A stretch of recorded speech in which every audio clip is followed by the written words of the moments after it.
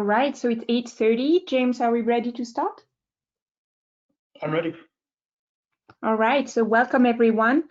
Good morning or good afternoon. Welcome to the 2020 Virtual Global Monitoring Annual Conference. This is our 5th session. My name is Gabby Petron, and we have two other chairs for this session. They are Isaac Vimont and Lindsay Chan. They will be taking care of the Q&A today. So I want to thank our 8 invited speakers and thank everyone who is joining or will be watching the recording later. GMAC is about sharing new, exciting scientific work. I am so glad we are able to use virtual tools to keep this tradition going this year and with a reduced carbon footprint. Our speakers will be sharing some of their latest scientific research using a combination of observations and models to advance top-down emission estimation at different spatial scales. Some of today's talk will also present advances in high-resolution bottom-up emission calculation. Several talks will present new research on how anthropogenic emissions of greenhouse gases or NOx have changed during the pandemic in the US or around the world. There will be another session on studies of the impacts of the pandemic on emissions on August 7th, chaired by Colin Sweeney. Today's talks will illustrate the importance of high-quality and complementary observations, modeling tools, and activity data to study surface exchanges of greenhouse gases and air pollutants and to assess their short or long-term trends. Before we begin, we're going to go over some housekeeping rules for today's session. Our session will be made of 2 parts with 4 presentations each and a 15 to 20-minute break in the middle. Take advantage of the break and please come back at 10 a.m. Denver time. For our speakers, we will keep our cameras turned off to avoid slow internet issues. James, our IT virtuoso, will give you the mouse and keyboard control when it's your time to present. Remember, you can use the mouse as a pointer on the slides. Each one of you will have 12 minutes for your presentations and 2 minutes for Q&A. I will give you an audio clue when you have 2 minutes left, and if you reach 15 minutes, I will unfortunately have to interrupt you, so please don't make me do that. As I said earlier, Isaac and Lindsay will take care of the question and answer portion of the session, and they will go over the rules for us now. Hi, this is Lindsay. As attendees, if you have questions for a speaker, please add your questions to the question box. We will be noting your questions, and as time permits, we'll communicate them to the speaker during the Q&A. We will try to get through as many questions as possible, and all questions will be saved, so the speakers can respond offline to those he or she doesn't have time to address today. Excellent, thank you, Lindsay. So remember to type your questions in as early as they come to your head. So and also we're asking the speaker or the attendees to refrain from using the raising hand feature that's been done in past sessions, just because it's a little difficult to actually see the hands when they're raised, and then the idea is that you would be unmuted, which is potentially interrupts the speakers. So we'll just use only the question box, please. All right, that's very clear. Thank you, Isaac and Lindsay. So we're going to move on to our first speaker of this morning, and this is Laurie Bruweiler from the NOAA Global Monitoring Laboratory. Laurie will give us an update on the Arctic carbon cycle and its responses to the changing climate. Thank you, Laurie. Good morning, everyone, and thanks for signing on here about the Arctic. It's not really anthropogenic pollution, but the Arctic, nevertheless, is a very compelling topic, especially this year when we're hearing about zombie fires and the extreme heat wave in Siberia. I include a piece of art here by William Bradford, a scene in the Arctic at the end of the 1800s. And, when I've been doing this work, I've been wondering maybe these kind of scenes will be quaint anachronisms from the past 100 years from now. I want to start out with this excellent diagram that Sydney Macias recently made for a paper that I've been working on, which kind of summarized what's going on in the Arctic. Of course, we all know that the temperatures are rising, but this is accompanied by changes in ice and snow, changes in precip, And this has important and profound effects on the carbon cycle up there in terms of increased uptake, increased productivity, increased uptake or decreased uptake by the oceans, more emissions from wetlands, more fire emissions, increased respiration. And so I'm going to explore some of these ideas in the next 10 minutes. One area of special concern is all the carbon that's currently stored in the Arctic soils. There have been some estimates, which I won't go into detail, saying that over the next century, we could see an additional 0.9 petagrams of carbon per year entering the atmosphere. If you divvy this up into methane, this could be another 30 teragrams of methane per year, which is a huge perturbation to the current emissions. Of course, there's a lot of assumptions that go into this, and we wouldn't expect a constant emissions year after year. We would expect trends instead. And so in this presentation, I'm going to explore this idea of trends and what we can detect. There are two ways that we can get information about Arctic emissions. The approaches fall into these two classifications of bottom up, by which I usually mean flux towers or chambers. I have a couple of pictures here of those approaches. It could also mean bottom up models, by the way. And then of course the top down methods, which we in our division at GML focus a lot of resources on, which is to make atmospheric measurements. Atmospheric measurements integrate flux signals over time and space, as opposed to bottom-up methods, which tell you information that has a relatively small spatial footprint. This is the type of information you could get from a top-down approach. This is a figure that has been made by Ed Flugokensky, and it shows you the latitudinal distribution of growth rate anomalies of methane. And you can see that there's a lot of information here. Untangling this information requires consideration of atmospheric transport, and I shall have more to say about this later on in this presentation. One way to incorporate atmospheric transport is to use an atmospheric approach which synthesizes our best bottom-up understanding from process models, from economic inventories with atmospheric observations to produce estimates of not only the distribution of greenhouse gases, CO2 and methane, but also emissions. Now, an interesting question is whether or not we can see trends in carbon emissions from the bottom-up approach. And so I did some research recently. This map is showing you a relatively recent distribution of FluxNet sites. The circles tell you how long the time series are. And from what I can tell in the literature, the reason we don't see a lot about trends right now is just that the time series are just reaching the point where they might be long enough to detect trends. Carbon fluxes at flux sites are subject to a lot of variability in driving mechanisms, such as precipitation and temperature. So they're noisy time series. They represent small areas.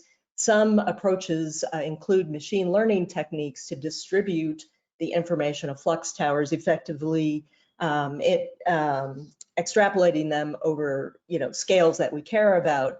And that would be the subject of a whole nother talk. But attempts are being made to try to get trend information from FluxNet sites. Mark Leonard has made these fascinating figures here. I could probably give a whole talk on these figures, but what I want to show you is whether or not there's agreement between top-down and bottom-up approaches. And in this case, by top-down, I mean inversions. And if you look at the orange and blue lines, these are two different inversions. And I want to focus your attention on the brown line here, which is an spatially extrapolated bottom-up product called FluxCom.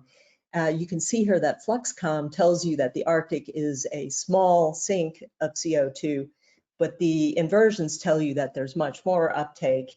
And if you look at the seasonal distributions, the warm season and the cold season, it becomes apparent, that the inversions are telling you that there's much more uptake than the FluxCom product. Recently, there was a paper by Natalia et al., by the way, that incorporated chambers and flux towers that is saying that the Arctic is actually a small source. So there is a disagreement here. In terms of methane, hello.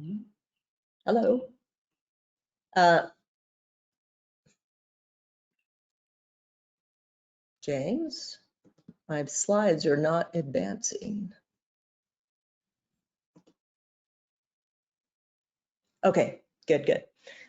This is from a recent synthesis by Brett Thornton, 2016, and we also did this in the last AMAP report. He compared literature estimates of bottom-up sources with top-down approaches, and you're off by a factor of 2.5. The top-down approach tells you that there's 2.5 times less methane fluxes than if you add up all the bottom-up sources. So also we have a problem with disagreement in methane.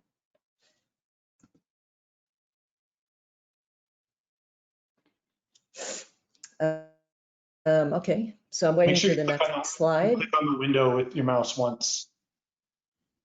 Okay. Do I have to do that on each slide? Because yesterday I didn't.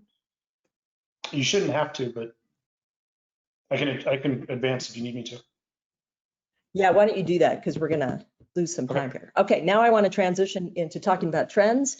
I'm using this figure from AMAT 2015. I just want to make the point that, the atmosphere is a noisy place. You need long time series really to get trend information. Next slide, James.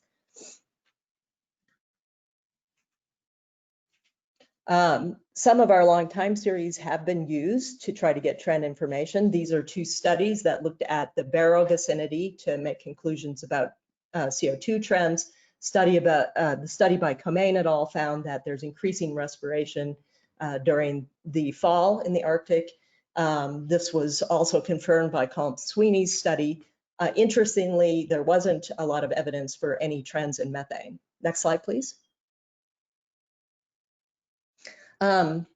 Well, the atmosphere, as I said, it's a noisy place. It's noisy and it's definitely not zonal. This is a beautiful screenshot from this website here, which I recommend you connect to if you've ever been mesmerized by that black and white display on the second floor of our building in the atrium. It will show you a movie of atmospheric circulation. Yesterday, I want to point out the difference between some of our sites that we consider Arctic sites. Yesterday, if you were taking a sample at Shemya, you would have seen air that's spinning across the North Pacific like this, not necessarily an Arctic signal, possibly a signal from pollution sources in Asia, in fact. Likewise, along Iceland, you would have seen air that had come up the east coast of North America here. So I think because we sample infrequently and because we may not always be sampling Arctic air, one should maybe consider this when using zonal average approaches to try to learn something about whether the Arctic budget is changing. You can see in the winter hemisphere here, there's a lot of action going on, certainly not zonal. Also, the transport from the lower latitudes to the poles, also not symmetric. So these are the kind of things we want to account for when we're doing inversions that have complete treatments of atmospheric transport. Next slide, James. So one such zonal average approach is the interpolar difference, which is an ingenious idea that we've come up with in our group and that we've exploited to learn about whether emissions in the Arctic are changing. I recently did some model experiments focused on trying to understand exactly what we might be learning from this sort of zonal average approach. The basic idea is that you subtract an average of Arctic sites, you subtract, deep southern hemisphere sites, and this tells you something about whether Arctic emissions are changing. Well, the first thing you need if you're going to explore this with model simulations is a match to the north-south gradient. Really, the only way to get that is by using an inversion. And here I've taken our latest inversion results and I'm showing you that they agree fairly well with the observed Arctic interpolar gradient. Next slide, James. If you don't use an inversion, by the way, you can be off on the north-south gradient by maybe 50 ppb or so. So now one experiment I've done recently is to keep Arctic emissions constant in the Arctic while letting the rest of the emissions vary according to how the inversion says they need to vary to match the data. So if you keep Arctic emissions to a constant seasonal cycle, you don't quite match the global growth rate. You're off a little bit, but not that much. And what this figure shows you is when you compare the inversion IPD to the constant emission IPD, you see that you get about the same thing, What this means is that really the IPD trends and interannual variability here is mostly coming from transport, and there's only a small contribution from sources, changing sources. Even the long-term trend that you're seeing from 2000 to 2015 appears to be a transport thing. Why is this happening? Well, the global methane budget has been increasing lately, and what you're seeing is the gradient, the north-south gradient, adjusting to this. So in my opinion, I think this calculation shows you that the IPD is not likely to be an extremely sensitive indicator of changes in the Arctic. Probably what would be better is a really good inversion. Next slide, James. Unfortunately, at the current time, inversions are limited by the lack of data. So we have sort of a chicken and egg problem here. Here I've gathered up inversions from multiple systems, and the light blue area shows you the spread between inversions. You know, inversions, unfortunately, there can be transport biases, there can be biases in the first guess estimates, there can be different sets of data being used by different researchers, different weightings on the data versus the priors. All these things lead to big differences between different inversions. So if you average them together and you ask yourself, is there a trend? You get the bottom figures, which seem to suggest you get a small trend towards increasing uptake for CO2 and a small trend towards increasing emissions for methane. But what you don't know is whether some new inversion system came online and is really changing the solution. So these trends are not likely to be very robust at this time. Next slide, James. And finally, I want to show an example of our new inversion system, which also uses information from 13CH4. This is kind of interesting because the dashed lines show you what happens if you do a methane inversion without the isotope data. You get a certain spread between fossil fuel emissions in blue and microbial emissions in green. If you incorporate the DC13 data, you now get increased microbial emissions, so it's bumping up the wetland emissions a little bit higher, decreased fossil fuel emissions, but it's interesting that the fossil fuel and the microbial emissions are, well, they're pretty similar, they're kind of overlapping. You also don't see a trend in the microbial emissions here. Another thing I would add is that this calculation is, at least the dashed line, is predicting much lower microbial emissions than we usually have gotten from inversions. In the past, we found that inversions adjust microbial emissions downwards. Because we're using a lower prior that has been made available by the Global Carbon Project Methane Project, you can see that you get a lower final answer because the prior is lower. Rather than adjusting the microbial emissions downward as in the past, we're adjusting them upwards. And that's just because the prior wetland areas are lower than what we've used previously. So I think that's my final slide. James, can you go to my conclusions? Yes, so my usual conclusion is that we need more data, and we definitely need more data. We need long time series. We need to make a commitment to sustaining long data records. We need to remember that even if we're just interested in the Arctic, which of course we're not, we still need globally distributed observations, so we can use gradient information. We definitely need to continue to improve our transport models. I think that the inversions are likely the best way we're going to be able to find a trend early. And so we need to improve those systems. And I would also say that right now, it looks like there's some evidence for changing carbon dioxide emissions or fluxes. But right now, there's not strong evidence of methane changes. And this is a big question. Why not, considering the large climate changes that have been going on up there? And perhaps one of the answers is that we don't understand the budget. And this is where I think some of the investigations of UMEO might be helpful, because she's looking at whether or not we have the soil sink right. Maybe we're underestimating it. But the data do not rule out, in my opinion, small changes in methane emissions. We probably are not sensitive enough to see that. And that's what I have to say this morning. Thank you. Thank you, Laurie. So Lindsay and Isaac, do we have Okay. questions? Yeah, we got some questions. So Laurie, I guess the first question here is from James Butler. Laurie, can you estimate a % contribution of the Arctic to the atmospheric growth rate of methane? If not, what would it take to do that? Well, I think, you know, we can't rule out small changes in methane emissions, but we also can't quantify them because we don't have enough sites, and you know, if the changes are small, we're definitely not. It's going to take a really big change to see it in the IPD, and we don't have that right now.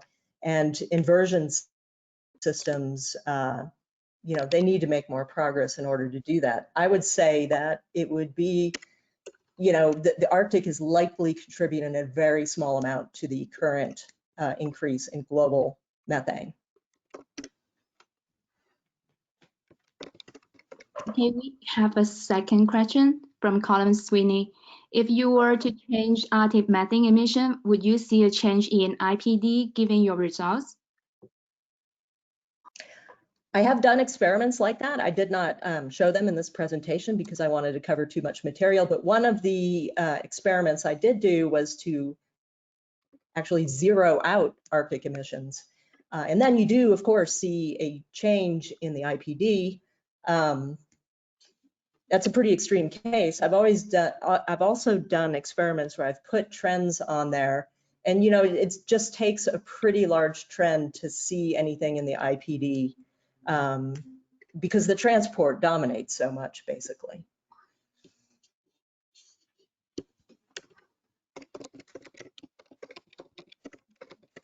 Okay, sorry, one more question here from Jack Dibb.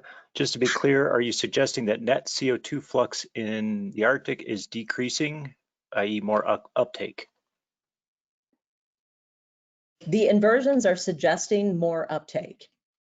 The flux measurements are not agreeing with that. In general, the bottom-up view, and this has also been, it's also been pointed out that this is true globally, the flux measurements seem to indicate that not much is changing in the global carbon cycle. And we saw this at the Chapman Conference on Carbon Cycle Feedbacks. This was a big topic of discussion. And this sort of thing is true in the Arctic as well. You can't get any changing carbon cycle information from the flux measurements. And they also indicate either net sources to the atmosphere of CO2 or a small sink. They do not agree with the inversions, which tell you that there should be a lot more uptake. And you know, if you average together multiple CO2 inversions, they also indicate maybe there's a small trend, but as I say, this is not extremely robust because there's such a range between the different inverse solutions. There's also, let me just add that there is some evidence from some data that I didn't talk about in this presentation, which is the space-based and DBI products, which have suggested greening of the Arctic. I did not touch on that in this presentation. Thank you, Laurie. I think we're going to move on to make sure we are all set for Philippe's presentation.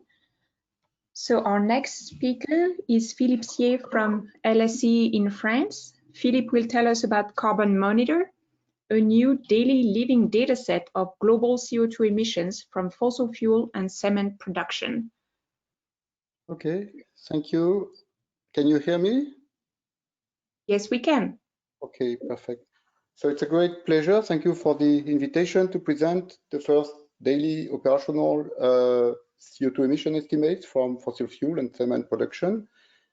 This is a collaborative initiative we have started with the University of Tsinghua, University of California, Irvine, and Kairos company just during the COVID confinement period. The next slide, please. So the approach we've been doing is to collect sectorial data for 6 main sectors that are emitting fossil fuel, carbon dioxide to the atmosphere, power production, industry, residential and commercial buildings, fuel use, road transportation, air transportation, and ships. For each of these sectors, we have collected daily, sometimes hourly sources of activity data at national scale, but also in many regions at subnational scales, in particular for the road transportation, where we use city scale proxies. The next slide, please. Yeah, so this is a glimpse at the data we are using for the aircraft emissions. We use a large database that documents each flight for its airport of departure, distance, and time traveled.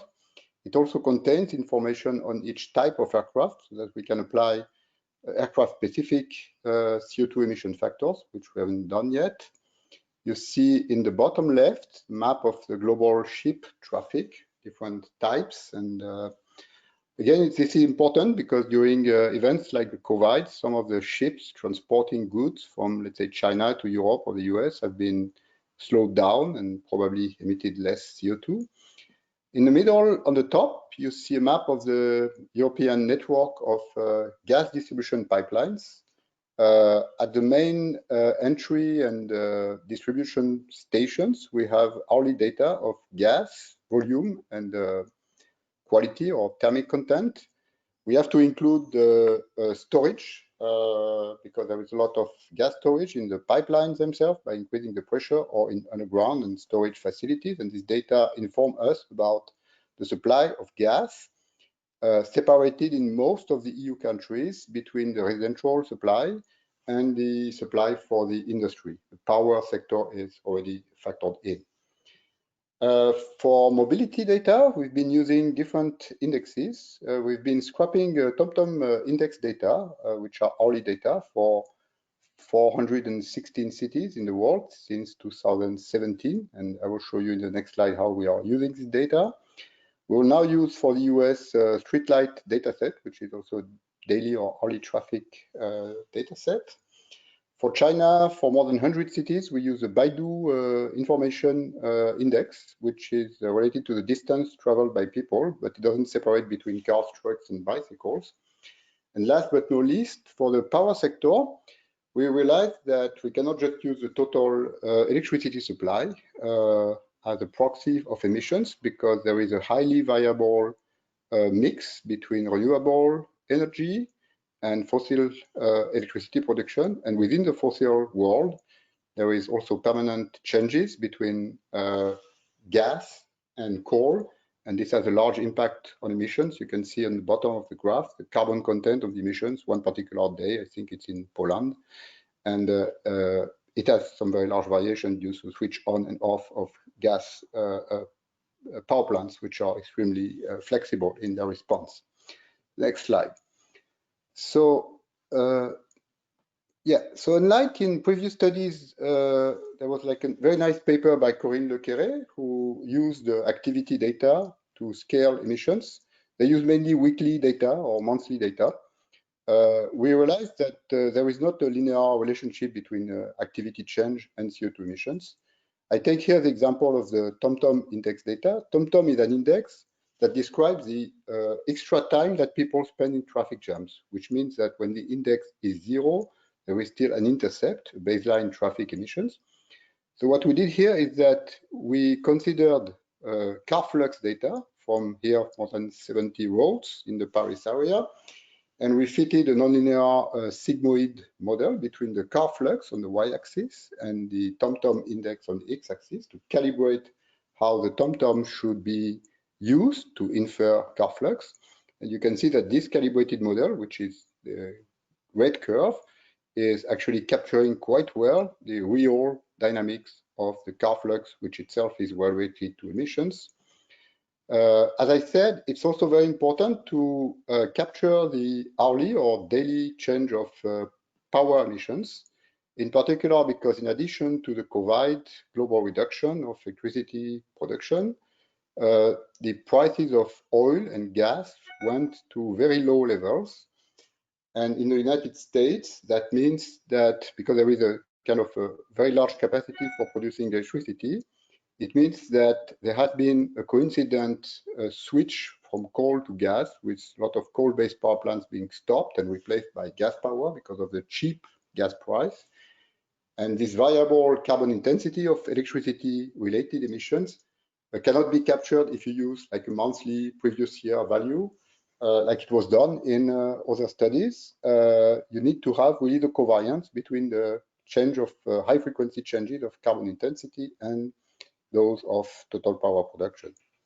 On the bottom, you see the graph. It's a bit hard to see. It's the y-axis is the public use of natural gas, which is used in France here for heating.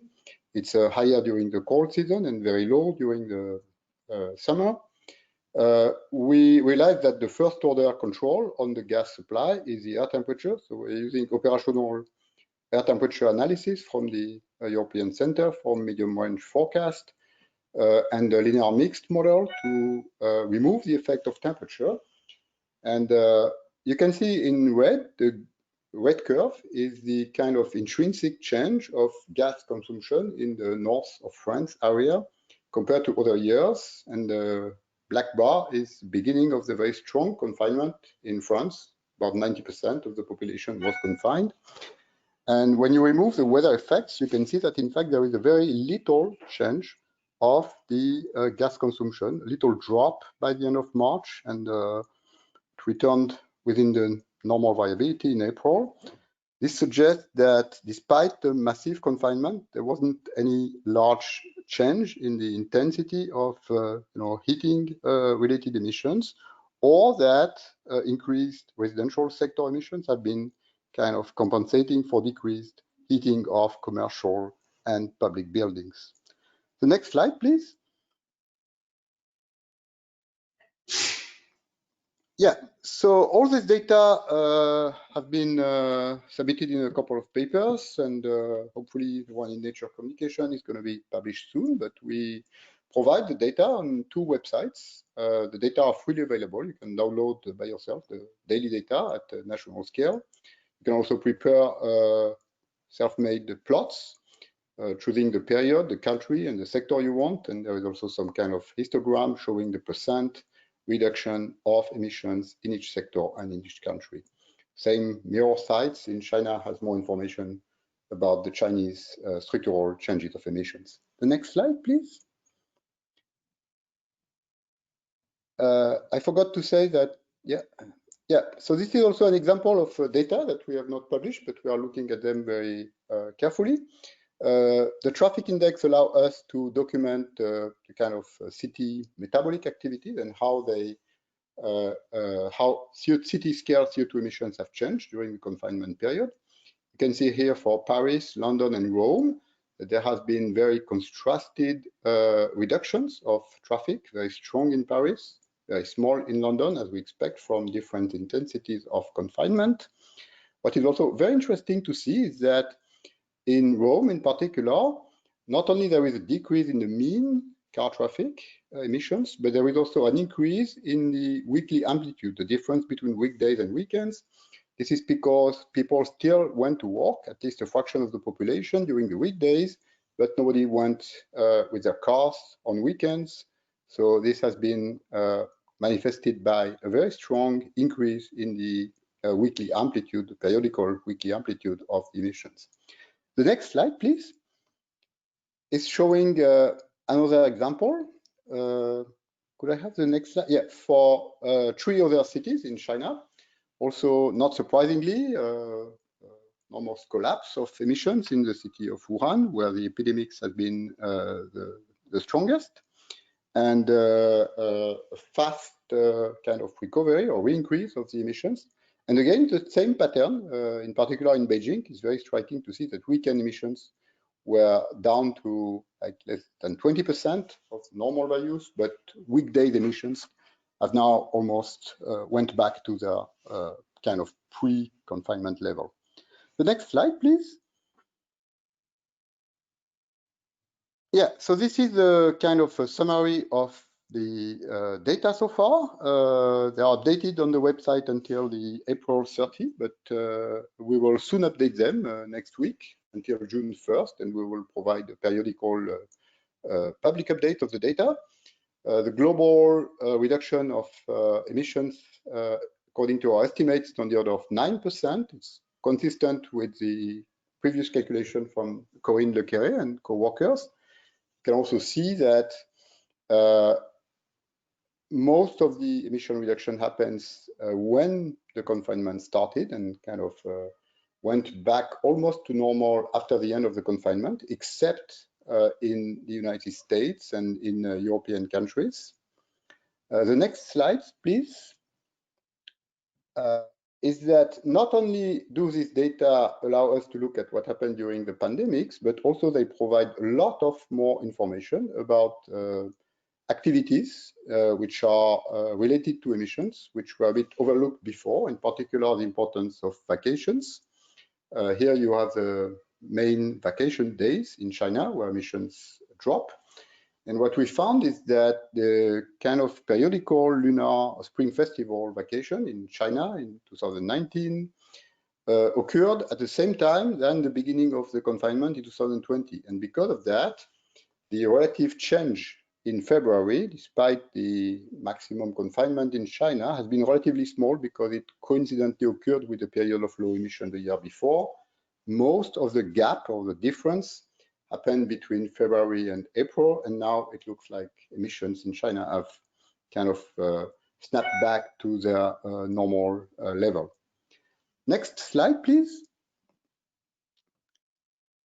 Yeah, we have also the partitioning of these daily emission changes from daily or hourly activity data into different sectors. I won't comment much on this slide because, not surprisingly, the transportation sector has been affected, and it has not recovered its full level. Little change in residential emissions, and most of the change in the power sector and the industrial emissions have occurred from Asian countries, in particular from China. There is, of course, a big change in aviation emission, but in the total of fossil fuel emission, this is not a very big share. So it's a spectacular drop, almost a collapse, but not a big change for the total. The next slide, please. So we recently went one step further in another paper, which is in review in Science Advance. We've been trying to disaggregate those bottom-up national scale emissions data and compare that with the satellite observation of NO2 column measurements from Sentinel-5P satellites. The method here is to use a chemistry transport model called GeoSChem. GeoSChem was run with the perturbed emissions to calculate the sensitivity of the concentration to the emissions for each grid cell and each weather situation. And with this kind of library of sensitivities, we can then multiply the observed NO2 concentration during 2020 by the inverse of the emission to CO2 sensitivities pre-calculated by the chemistry transport model, in order to diagnose how emissions of NO2 have changed at local scale in China. And then we have a very detailed NO2 and CO2 emission inventory for China. So we can further separate those NO2 emissions into sectors and convert that back to CO2 emissions. And the main result we found with this kind of top-down CO2 emission inversion based on NO2 is that there was a much sharper drop of CO2 emission from the industry sector deduced from the NO2 observations than in our bottom-up estimate, which makes sense because we only use monthly industrial statistics for different sectors, cement, steel, and so on, and chemicals.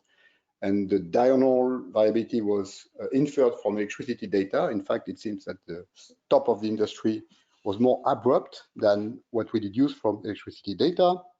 What we found, which is also interesting, is that with this downscaling of CO2 emissions, we found that the most industrial province of China, which are in the eastern coast, experience the largest drop of the emissions, but also the fastest recovery. And right now, by the end of April, emissions from this province have snapped back to being about 10%, even higher than what they were in the year 2019.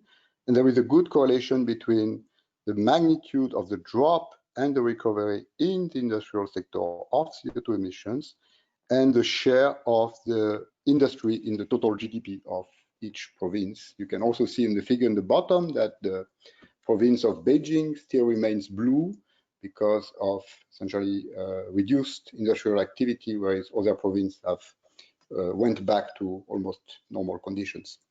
So Philippe, yes, we're reaching the end of your time. So yeah, if you have a conclusion. Okay, yes. So I can just go through the next slide. So it was a bit long, and I will just conclude on that. Yes. So now we are working with very high resolution imagery. We have about 2,000 of industrial facilities combining very high resolution images from the PlanetScope satellite together with Sentinel-2 thermic band. It's not CO2 emission, but it's very well correlated. You can see here a steel factory in France, and during the lockdown, one of the blast furnaces was shut down and it has no more thermic emissions. And I just wanted to conclude that these facility level emissions will help us a lot to improve the sharp variation in industry because it's really down to the site, to the facility level. And we are going to provide in the next update really daily industrial emission data for each different sectors. We cannot provide this data at site level because of course they are confidentially commercialized by Kairos, which is our partner in this project, but we can aggregate them at the scale of small regions like states in the United States. And our next plan is also to provide map of emissions using activity map data. We are going to do that with the European group doing the EDGAR emission product, as well as map of co-emitted pollutants like carbon monoxide and NOx that can be derived with emission factors from the daily CO2 emission maps. I think I will just stop there. I had a slide on methane. Maybe if you can just animate the next slides, but otherwise I can just stop there and take some questions. Thank you, Philippe. And unfortunately, you went 2 minutes past your time. I'm sorry. I know it's difficult to stick to short times like we have for the session, but to stick to the schedule, we're going to have to move on to John Miller. No problem. So Philippe, I'm sure we have questions and we'll send them to you by email so that you can follow up with people. So our next speaker is John Miller from the NOAA Global Monitoring Laboratory. John will show how new atmospheric radiocarbon observations uncovered an unexpected and significant biospheric CO2 flux signal in the Los Angeles megacity. So John, we're going to pull up your slides and then you have the floor. Okay, thank you. And we'll adjust your time, so don't worry. Yeah, no worries. Thanks, Gabby. So anyway, I'm happy to be here and have the opportunity to tell you about this project. It's part of a much larger project, which is the Los Angeles Megacities Carbon Project, which you'll see shortly is a large effort that started some years ago and is still ongoing, that encompasses a wide variety of sites in the Southern California area, primarily the Los Angeles basin, to look at both CO2 and methane, primarily using continuous analyzers with the eventual goal of calculating fluxes or emissions of CO2 and methane for Los Angeles. A paper has already been written on methane emissions, and one is being prepared on CO2 emissions. What the radiocarbon allows us to do is to separate the fossil fuel, the total CO2 emissions into fossil and biological components, as I'll get to shortly. Here you see a nice picture of Los Angeles and co-authors, which involve a lot of people from Southern California, the JPL Caltech crew, as well as a lot of contributions from people here at NOAA as well. So let's see, next slide. Okay, there we go. Oops, I did two. Go back one. Okay, so here's the distribution of sites that I was talking about. And you can see that the Google Earth place pins show the locations of the in-situ quasi-continuous analyzers. All of them have CO2 and methane. Some of them have carbon monoxide as well. I hope to touch on carbon monoxide at the very end of the talk. If you see the sites with the three dark blue, light blue, and yellow circles, those are the three sites where we had roughly 3 times per week sampling for flasks, so discrete air samples that were then sent back to Boulder and then analyzed here at NOAA, and then the residual air was sent to Scott Lehman's lab at CU, where pure CO2 was extracted, graphite was produced, and then that graphite was eventually sent actually back to California to UC Irvine, where it was measured for its radiocarbon content. And just very briefly, the Granada Hills site is a 50-meter tower, and the University of Southern California and Cal State University Fullerton sites are on the top of 50-meter buildings, generally the tallest building on campus.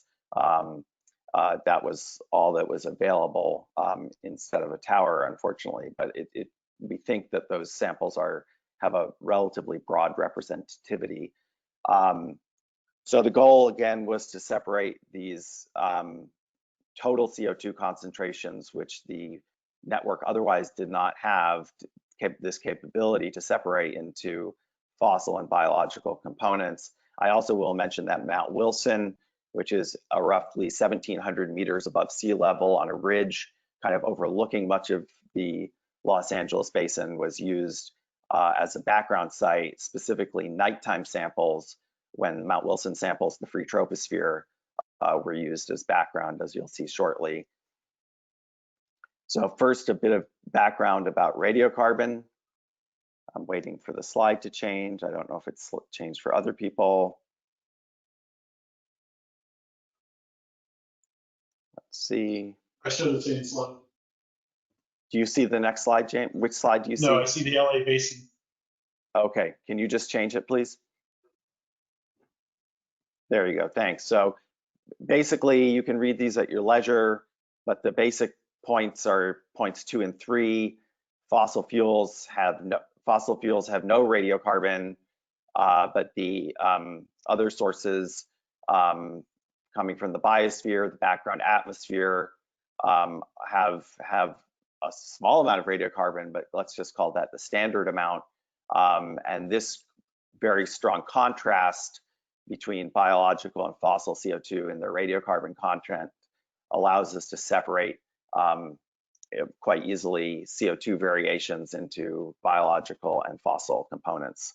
And just the last point is that for those of you who are not familiar with this notation, carbon-14 to total carbon ratios are typically expressed as deviations from a standard value multiplied by 1,000. So it's a part per thousand or per mil deviation from the standard. But basically what you need to know is that as capital delta goes down, that means there's less radiocarbon and more fossil fuel.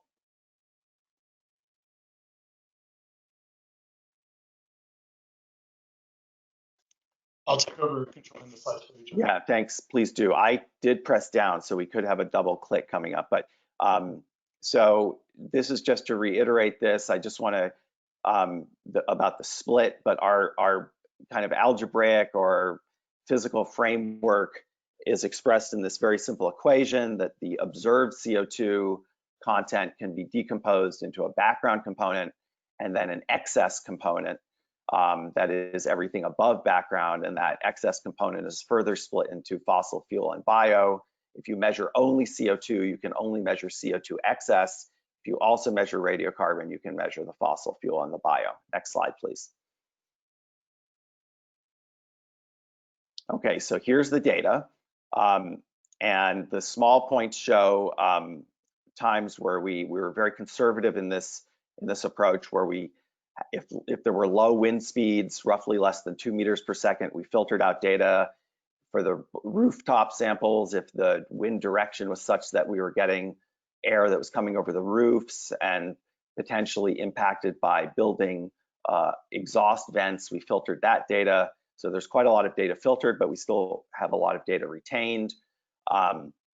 But you can see in the black lines, the backgrounds in the top and the bottom figures are the background smooth curves that were then used as a reference for the colored symbols, which were the samples at the 3 basin sites.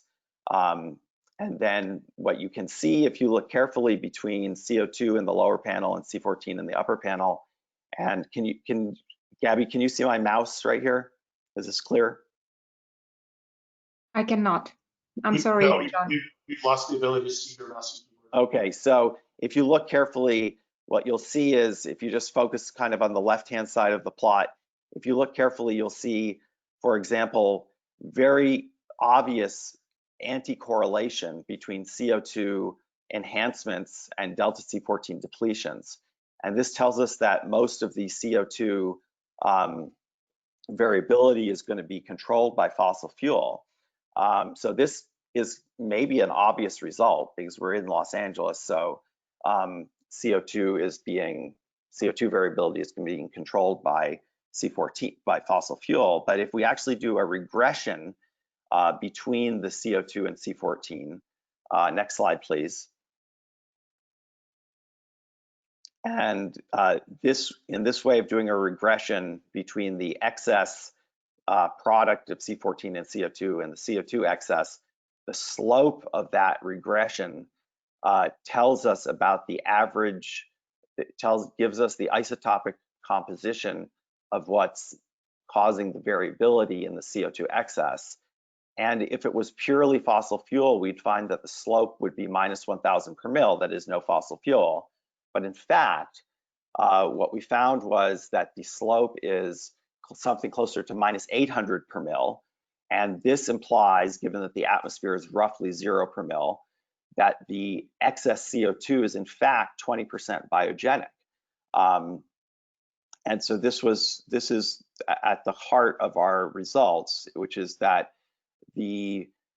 despite this strong anti-correlation and the expectation that in a place like LA, there is a lot of fossil fuel, obviously from cars, industry, etc., that in fact there's a strong biogenic component. Next slide, please. We can also use some simple algebra to decompose each sample, not just an aggregate slope for all samples, but each sample into a biological and fossil component. And so you see the CXS plot on the top panel, and then that separated into FF, fossil fuel, and excuse me, and bio on the bottom.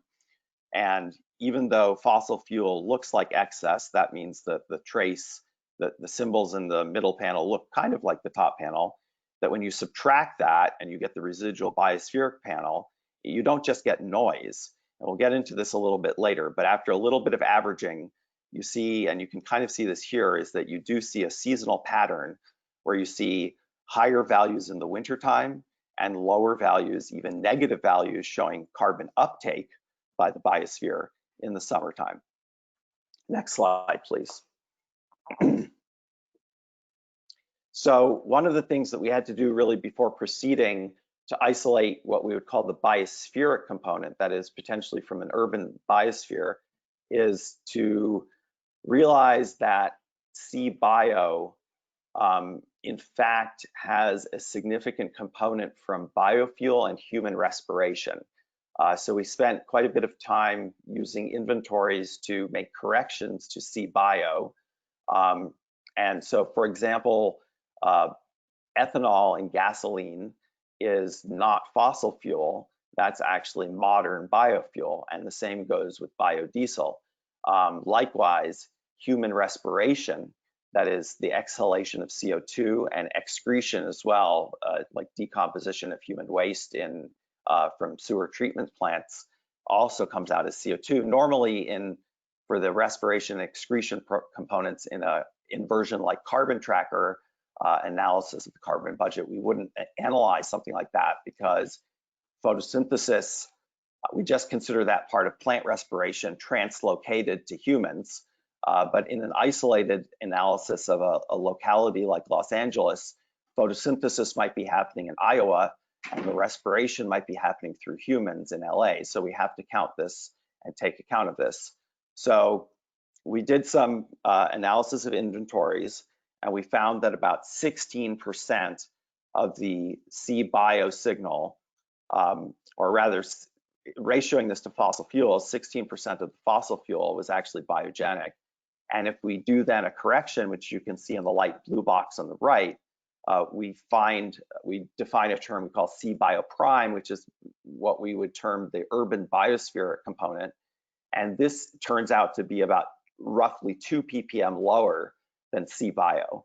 And the remainder of our analysis will focus on C-bio prime, that is after we've subtracted out the respiration and biofuel components.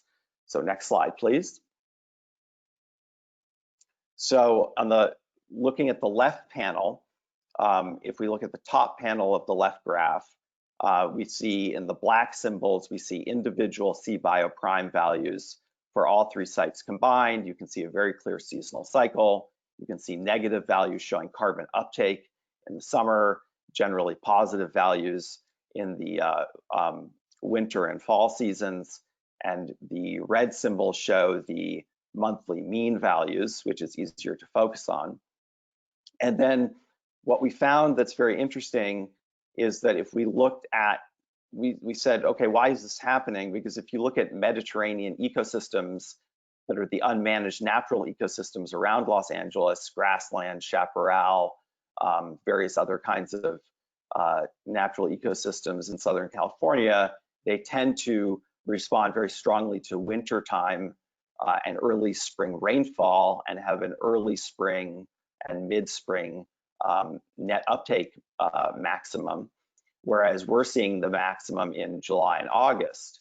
So what did this correlate with? Well, it turns out that this correlation, what we see, our maximum uptake signal of urban biospheric CO2 correlating with, is actually water usage. And even though water usage in the bottom panel in the black trace corresponds to total water usage, which would include industrial, indoor usage, etc., the seasonality, the seasonal component of that water use corresponds primarily to outdoor irrigation. So if we correlate those two, as you see on the right-hand plot, you see that we get quite a robust correlation between, on the x-axis, water usage, which is mainly the seasonal component, and the urban biospheric CO2 component. So this gives us our first and strongest indication that our C-bio prime, that is the urban biospheric CO2 signal for Los Angeles, is controlled primarily by by irrigation, and not by rainfall. Next slide, please. So John, it's going to be time for you to conclude, please. Okay, sure. So this is, I'll skip this slide. Next slide, please. And so just as a message to this, what this plot shows is that if CO2 was, this shows the error that we would infer by looking at total CO2. That is that the deviations from the expectation that CO2 excess equals CO2 fossil. And what we see is that you would incur, either by satellite remote sensing techniques or by ground-based techniques, significant biases in an urban situation if you assume that total CO2 is equal to fossil CO2. And I'll end there. Thanks. Thank you very much, John. So it's time to move to our next speaker. So John will send you the questions we have offline. So our next speaker before the intermission is Felix Vogel from the Environment and Climate Change Canada. Felix will show how he and his team are using a combination of observations to track atmospheric greenhouse gases in Toronto, Canada. Thank you, Felix. Thanks, Gabby. Thanks for having me and the opportunity to present some of our work. So the idea is more of an overview talk about all the different things that we're doing. And as you can see, this work is often done in collaboration with the University of Toronto and different research groups there. I think we can just skip to the next slide, which is the outline, just telling you that, we'll look at the introduction. I'll show some of the recent methane results, and then a very look at preliminary data. So that is part of, that might change in the future, but I thought it might be interesting to just look at if you can see changes in greenhouse gases in the atmosphere. So the next slide introduces you to Toronto for everybody who hasn't visited. It's the biggest metropolitan area in the country here, and obviously 7 million people is quite a lot, even on a global scale. And we expect 1.5 million people to be added over the next decade because it's rapidly growing. And at the same time, the region has very ambitious reduction targets. So we would expect to see reductions in the order of like 30% over the next decade. And as you can see in the bottom left, there are some people that already looked into the socioeconomic data, and they have seen reductions in the reported emissions, but they're not quite sure yet what is driving those things. So that's kind of the motivation for us to see if we can see any dynamics in terms of emissions related to population growth or mitigation activity. The next slide shows you kind of the toolbox that we're dealing with, the atmospheric observations. We have mobile platforms that allow us to map out greenhouse gas concentrations across the region, as well as do individual studies related to processes or facility level emissions. On the left-hand side, you can see examples of our fixed site instrumentation. We have in-situ instruments that are part of the National Greenhouse Gas Network in the yellow stars that are inside the urban area and a bit outside to get more regionally representative measurements. And we also have total column instruments that are operated in concert with the University of Toronto at the locations in the blue triangles. Besides the observations, on the next slide, you will see the tools that we use to then interpret what we find in the atmosphere. We have different models that we use to estimate the footprints or the basically contributions that we get from certain areas. We also have a full 4D modeling framework that allows us to, for example, predict the total column of xCO2. You can see it here on the left, and you can see that we have an enhancement over the urban area of xCO2 of about 5 parts per million, and you can see this typical plume shape. So the red spot basically is just downwind of the dense urban area, and in this example, the wind was coming from the southwest. The last modeling tool we have is on the bottom, so we actually have the ability to run our models sector specific, so we can actually look at the impact of each individual category of emission, traffic, heating, and so forth. And these so-called response functions are then used in an invasion inversion system to actually optimize our flux estimates. On the right-hand side, you can see the emission products we use, both for modeling and also trying to understand the emissions. One is a high-resolution CO2 model that was developed for the region, and then the other one on the right top there is, together with Lucy Hatira's group, looking at the biospheric CO2. And you kind of see that the dense urban core has some biospheric activity, similar to what John mentioned, but there's a kind of a green belt outside where there's much more biospheric activity. At the bottom is kind of where we're going to focus now. So the next slide will just highlight a little circle around the methane contribution from the different sectors. You can see that we have a very nice high-resolution map of methane that was developed by Nazrin, was submitted to atmospheric environment very recently, and we really have a kilometer scale resolution inventory now that allows us to really see which sectors are contributing. And on the right-hand side, you can actually see as well that there's quite a bit of a difference if you use an emission map that's provided through the university, a previous Environment Canada map, or one global products like EDGAR. So next slide, please. And then we can skip to the next one. Yeah, exactly. Here you can see just a top-down estimate based on atmospheric observations only. So I'm not going into details. We just use tracer-tracer ratios to estimate what kind of methane emissions we would expect to see in the region. This is the so-called radon tracer method. There's lots of papers to read up on it. Just fundamentally, this slide is there to show you that basing it on the previous EDGAR product, our own adjusted Environment Canada product, or observations gives very different answers. But it seems to indicate that atmospheric observations point towards actually lower emissions in general. So, you might understand why we've put all this time and effort into more work on methane, and maybe also, why we're very supportive of U of T working on emission inventories in that realm, because it's really a stark difference that we get. And especially, you have to keep in mind that the global warming potential is especially a killer argument to understand methane better. So one thing we see in this plot seems to indicate a trend in methane as well, but this is a short time period. So the next slide will actually look at the atmospheric levels of methane. we see again that the site that is kind of in the urban area is always higher in the top panel there, and that the rural side is always a bit lower. Both follow the global trend, but it's quite clear. You can see the difference between the two sites. And if you look at the difference in terms of the concentration, so what we would call the urban enhancement of methane, you can see a clear trend over the last decade.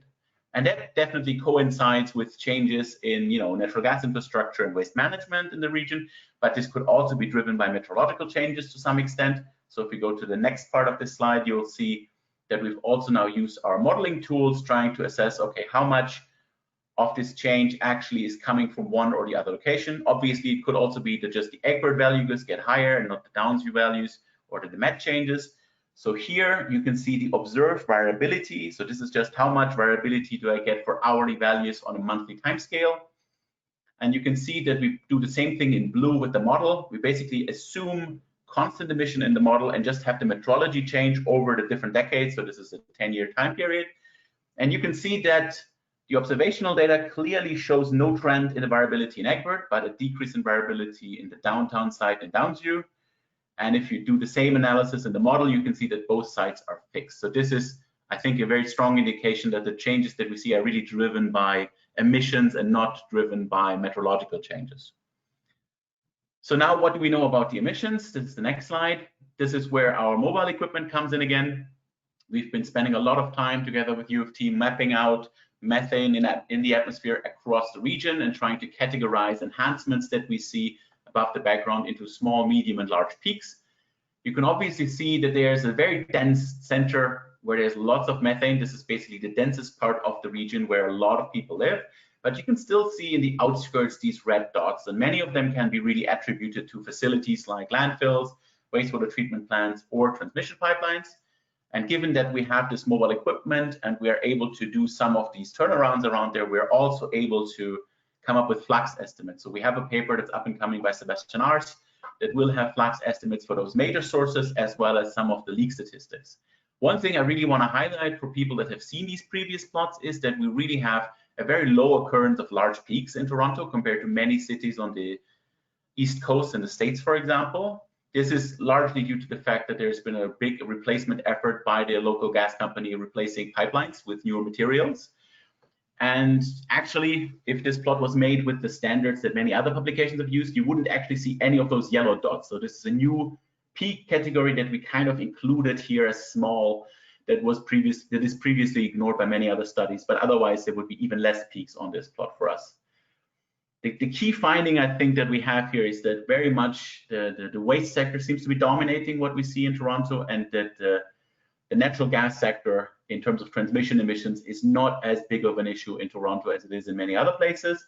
And when we look at the flux estimates that we can read from this data and compare it with the consumption data that we have for the region, it also seems to indicate that the relative loss of gas is even lower than what we currently use as an assumption from the IPCC emission factors.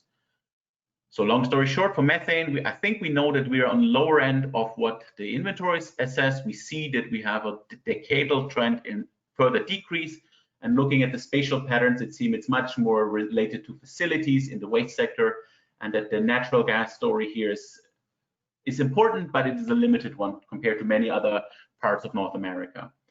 So with this, I'm going to be changing here, looking at the data that we just collected during the COVID period. So everything after this is subject to change.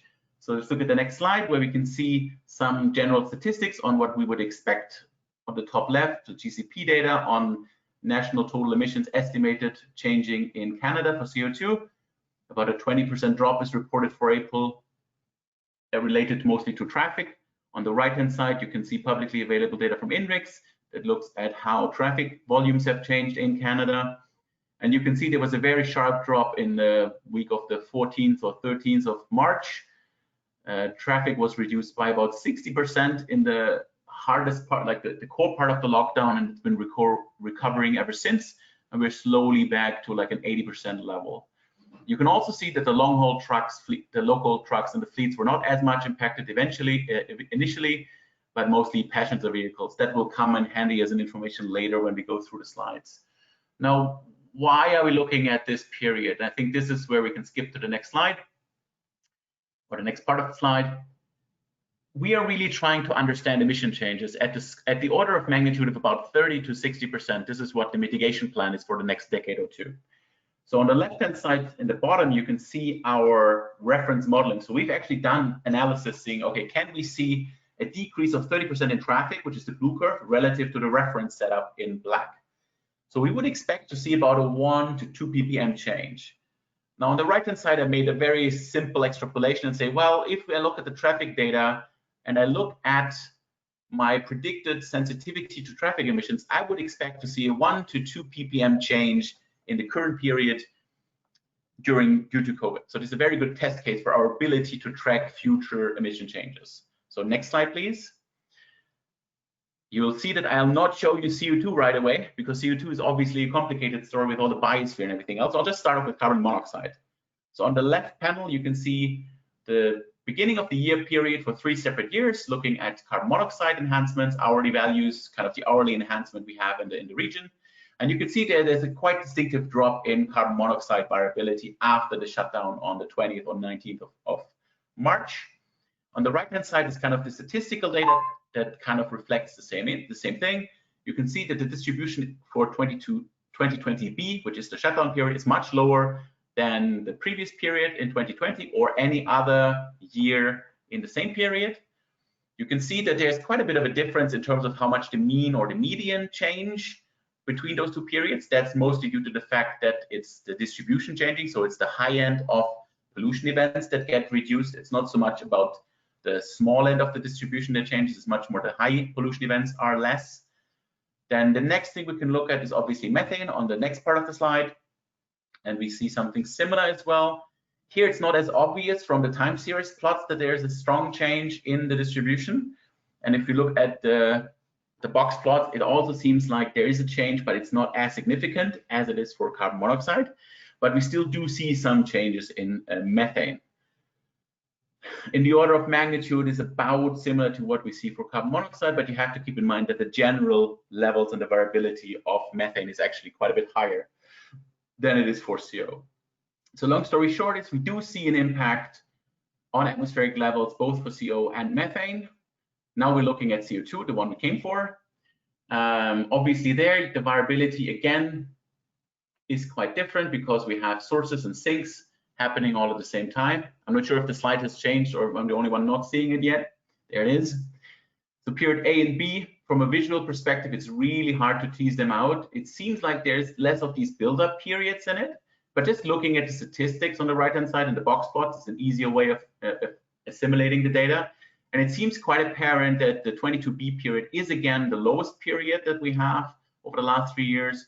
And we also see that it's both lower than the previous period in the beginning of the year. It's also lower than it is in previous years. And we see about a signal of about 1.5 to 2.5 ppm, which is exactly what we would expect from our modeling exercise. Now the question is, do we really believe this is fossil fuel or is this something else? And now we come to the circumstantial evidence on the next slide, where we can basically think through what we see. So the first thing is I just look at the drop in carbon monoxide and the drop in carbon dioxide. And the drop is about 8.3 parts per billion CO per parts per million CO2. This is a signature that is very or fairly similar to what you would expect to see from traffic by regular cars out on the road. So that's the first indicator that it's related to traffic emissions. The second thing is we can look at the pollution rose plot. So we basically map out when we get certain concentrations and enhancements and if they're coming from a certain area or wind speed. And you can see that the difference between air coming from the north when it's very clean or the air from the south, which is the downtown core, typically has a gradient of 7 parts per million. And in the recent period during the shutdown, it's 2.4. So that also seems to indicate whatever's happening is coming from the south. So if it was the trees or the plants changing, you would expect the green belt to actually change more and be more negative. But if you look at the plot, outside of Toronto seems to look very similar to what it did before, but it's inside Toronto that changes. And also the daily amplitude of the CO2 actually hasn't changed. The next part of the slide will just totally tell you that we're obviously not happy with the simple analysis. We're also looking at carbon isotope analysis. C14, as John mentioned, is a very smoking gun exercise. We'll also do more modeling to better understand the impact of atmospheric transport on our results. And then the last slide is the next one. You can see kind of the key stories that I have for you. Toronto is very vibrant, lots of things going on, lots of potential for emissions going up and down. We have a lot of tools in place to actually try to follow. Methane is, as a story, something that we'll continue to look at, but I think we have a good understanding that the importance of the waste sector is the main thing. And I think the key take home at the end, at the bottom, is really that, we're working on developing a toolkit that allows us to really help to track mitigation impacts on urban scale. And the obvious hope is that these tools would then not also be used in other cities across country. And I know there's other people working on similar exercises in the US. Thank you.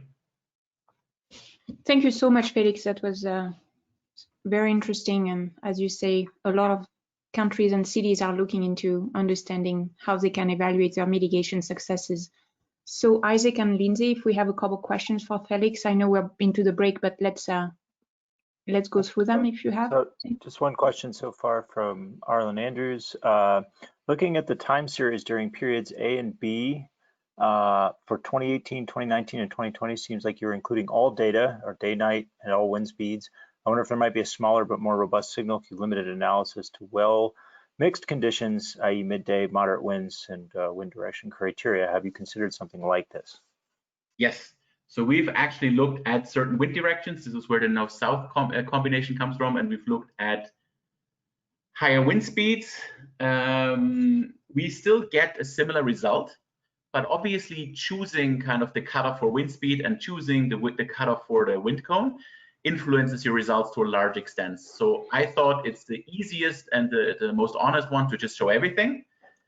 If we come to using models and writing up a paper, we'll try to tease out the signal more, but I didn't want to artificially increase or decrease the differences by selecting data.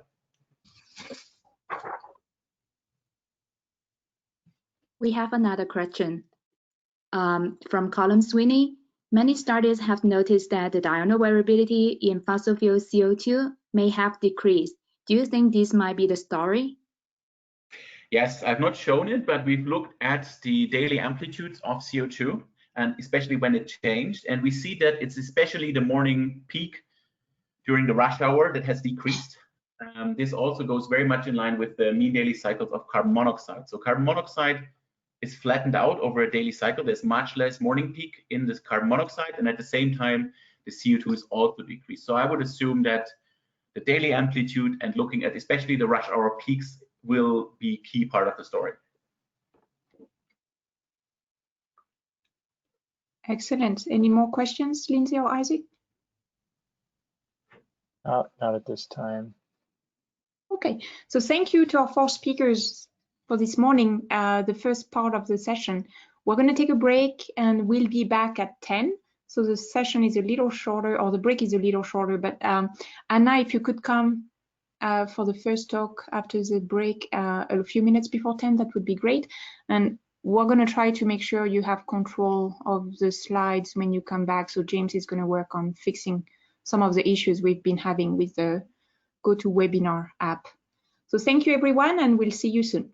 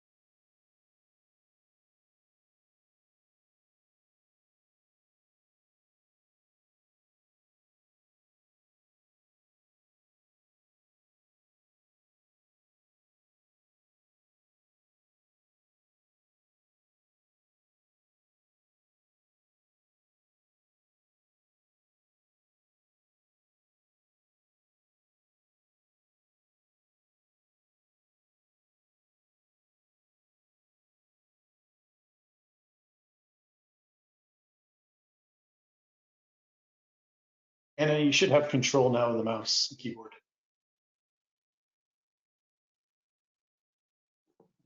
Okay, I'm gonna test that. Can you hear me okay? Yep, sounds good.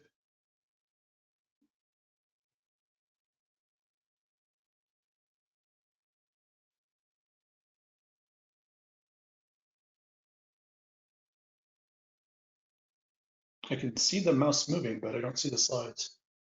You have to click in the window once to get control. There we go.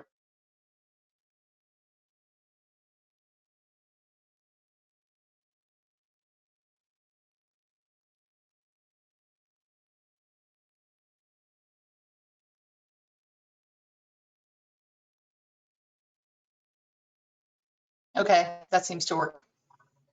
Hopefully it stays that way. Thank you, James. Thanks, Anna, for testing. No problem.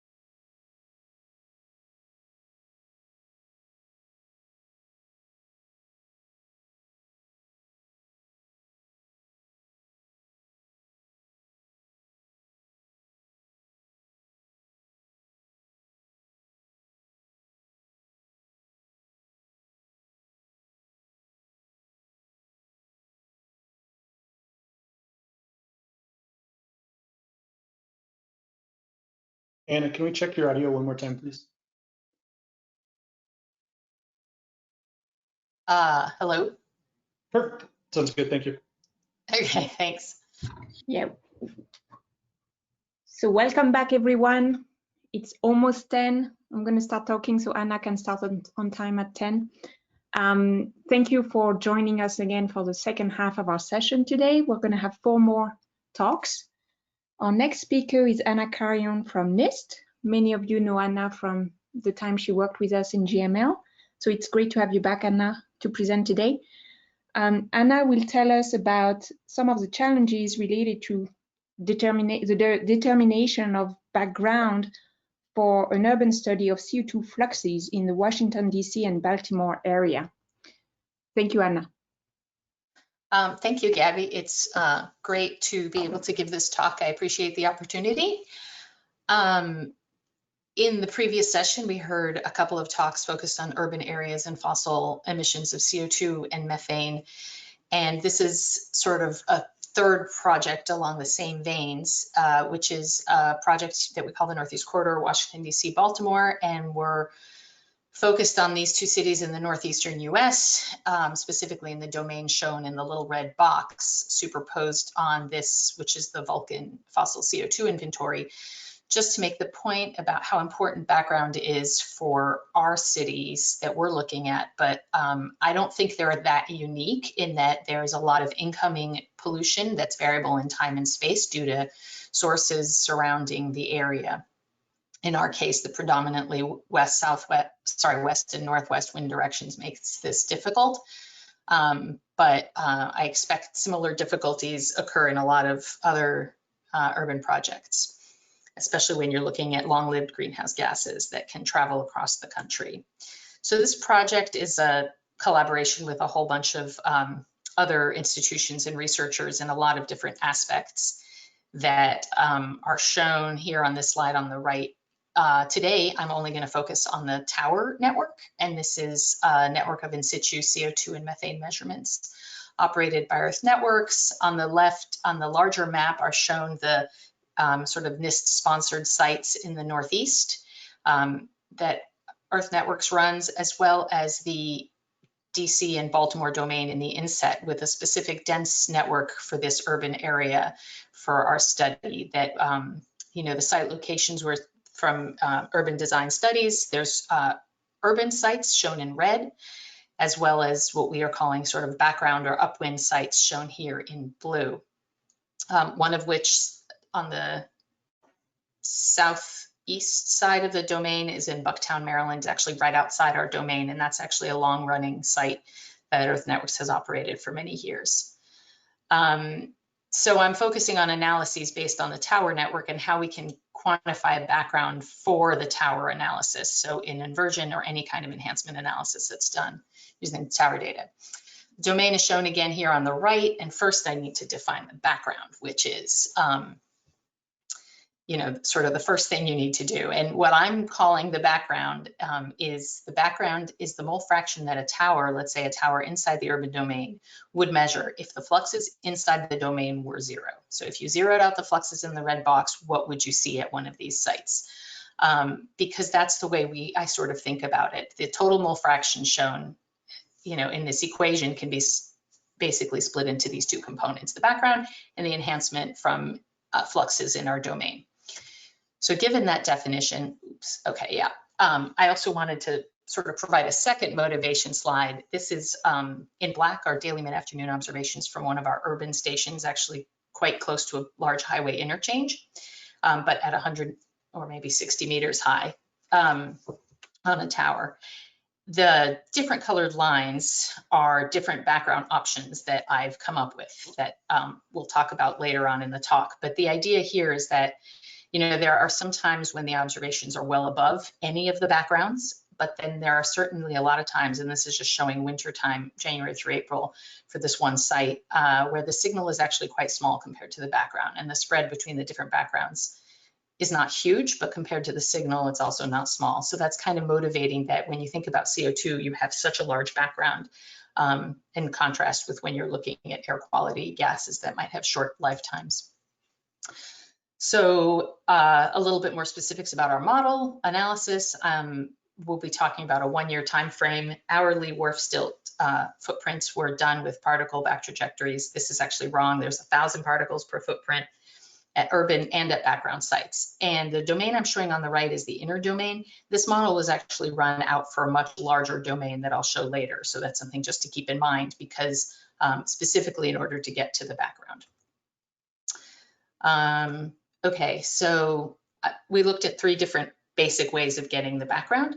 One would be to sample a global model at the edges of the boundary. Another would be to split the background into a near field and far field components. And the third would be to use an upwind tower. And that's kind of what most urban studies do, including the 2 studies that were shown earlier today. So the first would be, as I mentioned, we're running wharf stilt, so you can track the particle back trajectories in time to see where the air mass, how it entered the domain. And you could sample a 4-dimensional fields from something like Carbon Tracker. Now our domain is about 140 kilometers. This is barely, just over 1 grid cell in some of these global models, but they do have optimized fluxes, so that's kind of a benefit. Another method would be to split the background up into 2 components, as I've shown in the equations, a far field and a near field. And our actual larger modeling domain is shown on the right. So the far field would come from sampling something like Carbon Tracker, just like I showed before, but now on the larger domain scale, where it might be more likely to get, the overall magnitude right, and the variability wouldn't matter as much. And then to model we still call the outer domain, but basically the near field background using our more high resolution wharf stilt footprints and higher resolution flux models to get that near field component. You could do convolutions with the footprints with fluxes. Ideally, these fluxes might be optimized fluxes from a regional inversion, and eventually we do hope to do that at NIST. But right now we're using, sort of estimates of fluxes from something like Vulcan and VPRM or CASA, like a biosphere model. Okay, and just to draw your attention to the location on the map on the right, I'm noting the location of a NOAA aircraft site off of Cape May, New Jersey, that I use later to estimate one of the backgrounds next. So the third method would be to use an upwind tower somehow. This is what's, like I said, usually done. The first way, which is not usually done, would be to trace those particles back and just sample a concentration at the nearest background tower. That tends to be biased. You usually end up with a higher concentration than you should, because in our domain especially, let's say if you had a mid-afternoon observation at an urban tower, that air mass took maybe 3 hours to, 3 or 5 or 6 hours to get there, which means that it entered the domain early in the morning or sometime in the morning when the boundary layer was shallower and the concentration at the upwind tower was quite high. So you end up with sort of a higher concentration than you should as a background. The second way to overcome this, often what's done is sampling just mid-afternoon observations at the upwind tower, so not lagging the particle in time and just saying, I'm going to take my 2 p.m. urban observation and subtract the tower concentration upwind at 2 p.m. And that is definitely often done. And that, for example, in the influx experiment in Indianapolis. The third way is sort of trying to get back to the first way, which is using a Lagrangian tracking back of the particles, but to leverage the fact that you're running stilt and you know the dispersion of those particles backwards in time to sample them vertically, to sample essentially a vertical column distribution above the background tower, not just the concentration near the surface, but a sort of column of concentrations in the vertical. And this was most recently done in the Boston paper by Marianne Sargent. So we've looked into doing this, and a lot of what I'm going to show uses this sort of vertical column background that's constructed. When the particles exit in the mid-afternoon, this is how we would construct the background. I'm showing an example here. This would be a column above a background site, for example. If the particle exits in the boundary layer, go ahead and use the tower observation. If the particle exits in the free troposphere, with the PBL used as the model PBL, we sample a curtain that we constructed using binned and smoothed NOAA aircraft data observations at Cape May. If the particles exit in the morning, however, this gets a little bit more complicated. And what we've tried to do is essentially model this column above 1,500 meters we still sample that free troposphere value. Below the PBL, we still sample the tower concentration. But in red, what I'm showing is this, modeling this residual layer, essentially, assuming that there's some leftover concentration of CO2 in this case from the previous day that you match at the highest height at 1500, and then we model it with an exponential curve between the current observation at the tower and yesterday's mid-afternoon observation at that tower. Okay. And this is an example here I should mention for summertime. That's why you see the drawdown in the mid-afternoon, whereas in the early morning, you might have respiration causing quite a high concentration at the tower. So we did a synthetic study to test this, and using that two-component background method, we basically constructed synthetic observations for both the urban and the background sites. And that's important because I have sort of a completely true background that I can look at, because when there's no, if I zero out the fluxes inside the domain, I know exactly what the true background should be at any given tower. So that's kind of an important thing to keep in mind. And then we can test our different background methods, right? Because I have synthetic observations at the upwind sites, I can test the upwind tower and see how close basically the observations at the upwind tower or this column background are to the true background. So again, assuming perfect meteorology here. This is how the synthetic data was constructed, just sort of logistics. And then when we get to it, the main takeaway from this Aussie is I'm plotting on the y-axis the error. So that would be the estimated background using the upwind tower observations minus the truth. So what I see here for the 3 different ways of sampling that upwind tower that I mentioned before, the lagged observations shown in blue, that's where you sample the upwind tower sort of earlier in the day. And that, as I mentioned earlier, it is shown to be biased high for the reasons I mentioned.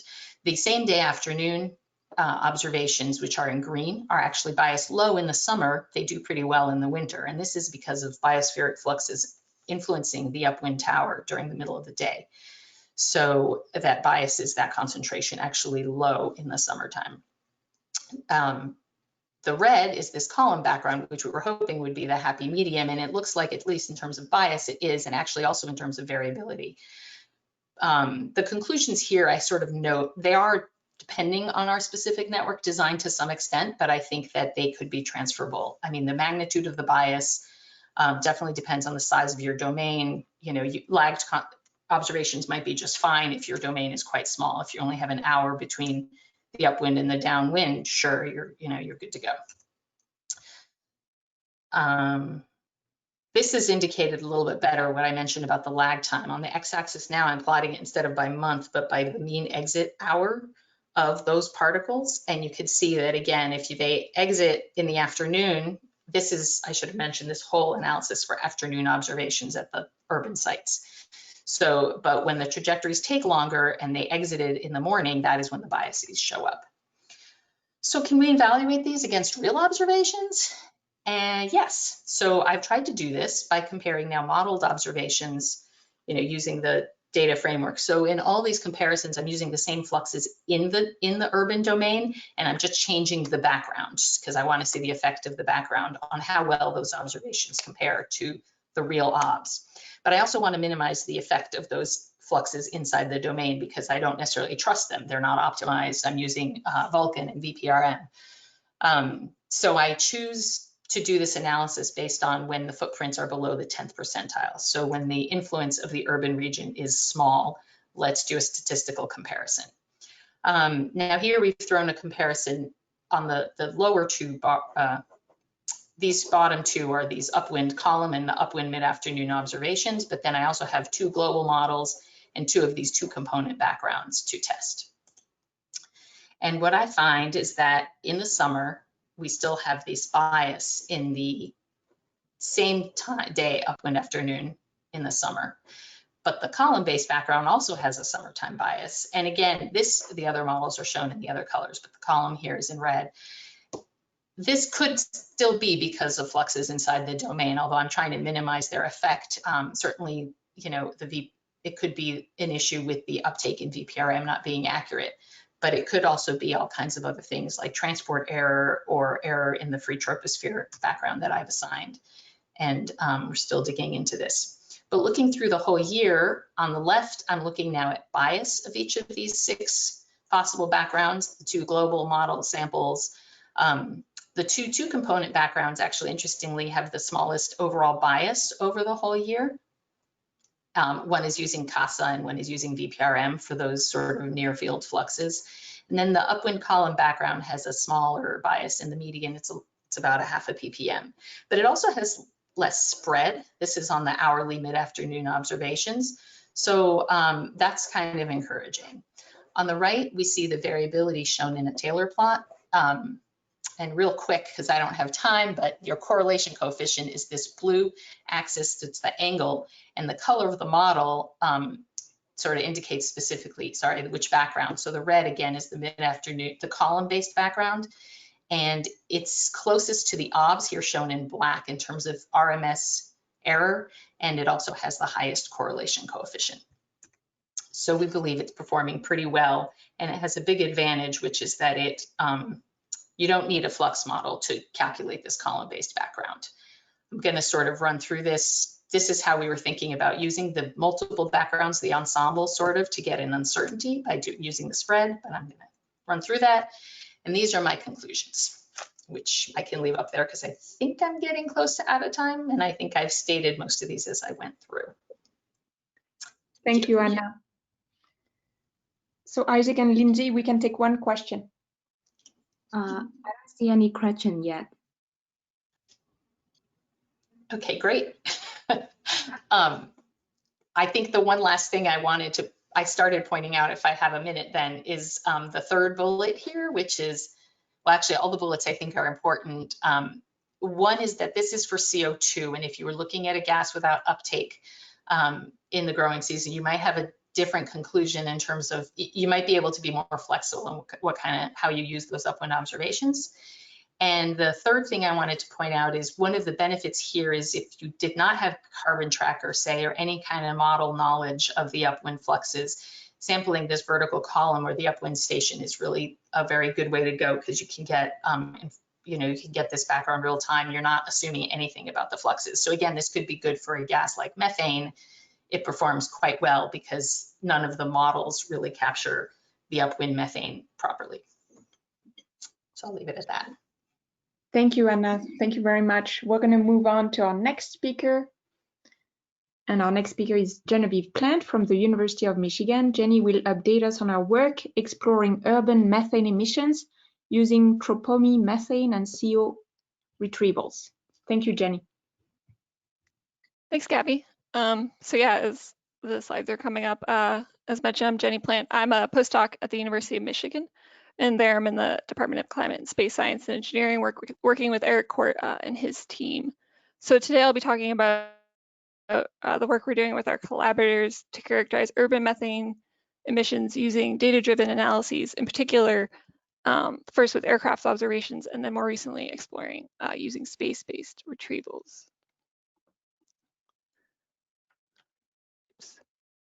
Oops, went too far. Sorry about that. So there have been a lot of really nice studies about urban methane emissions here in the United States.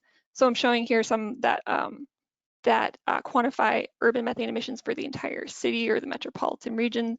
So from Boston down to Washington, D.C., Baltimore over to Indianapolis, as well as Los Angeles. Sorry, Felix, for not including Toronto, just north of us here.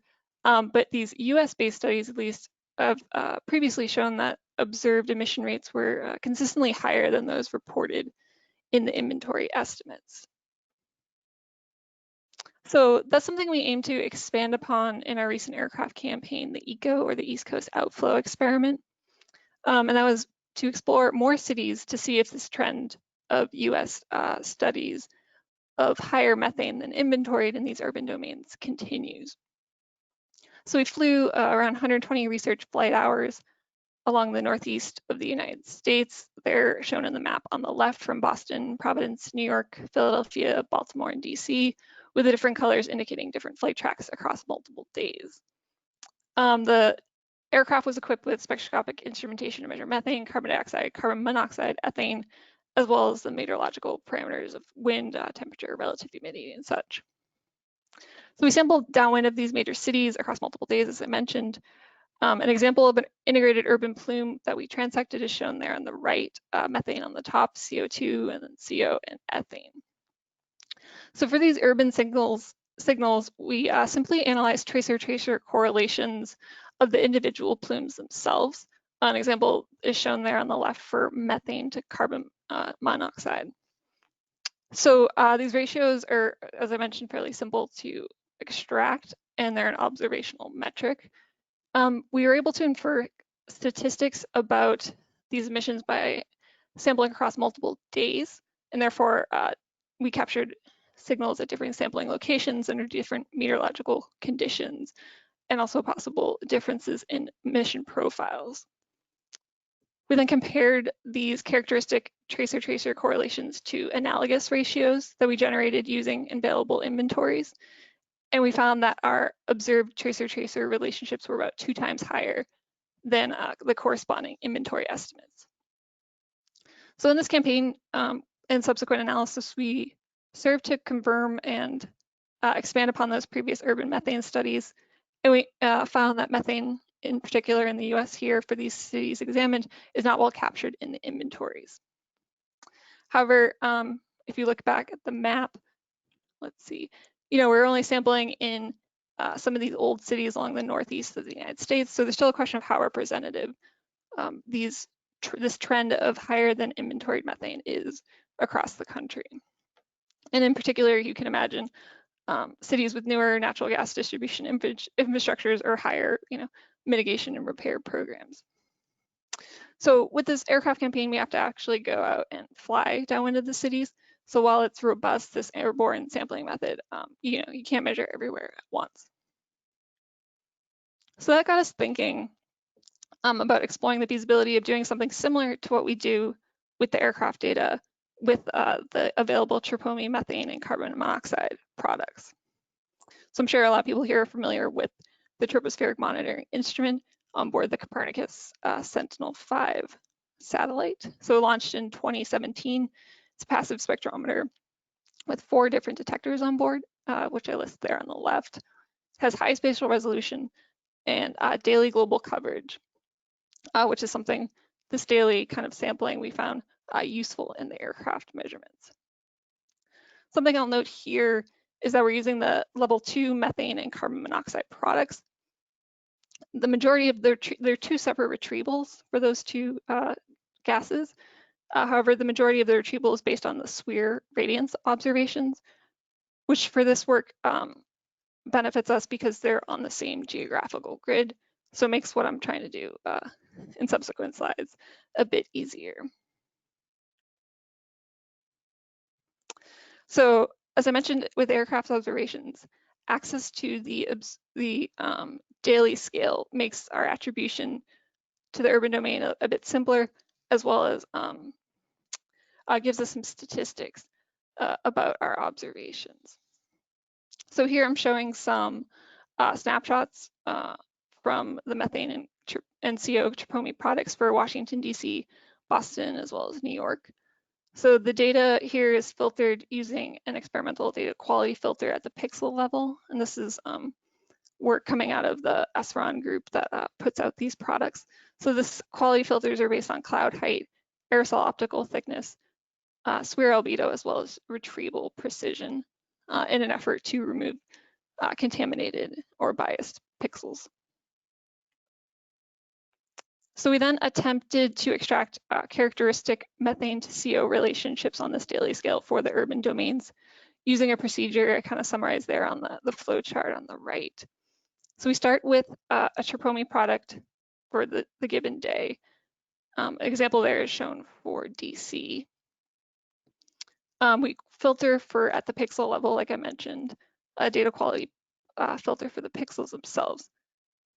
Then if there are sufficient pixels within a prescribed domain, an example of which is shown there in the maps is the black box around Washington, DC. If there's enough pixels in that domain, we calculate an enhancement of this region over the background. So as we just heard, there's a number of ways to think about to implement the background for the given method. But for this example here, we use data that's within this domain and define the background as a low percentile of that data. So what I'll show later is specifically for the 15th percentile, but I'll touch more on that in a second. So if we have a background value, we can translate those column mixing ratios into enhancement space. But then we have to scale each pixel for methane and CO by the averaging kernel at the surface. And this is particularly important because the two retrieval algorithms for methane and CO are different, and they have different sensitivities to the surface. So if you look at the plot on the left of averaging kernel versus pressure, the highest pressure and the lowest part of that actual plot is closest to the surface. In red, you can see methane with an averaging kernel close to the ideal of 1, whereas for CO, it's lower, around 0.8 in black. So this means that CO in this case has slightly less sensitivity to the surface. So for our analysis, we scale our enhancements at the pixel level by this averaging kernel to equate the two sensitivities or account for this difference in sensitivity to the surface. So after we do that averaging kernel scaling, we apply an additional filter.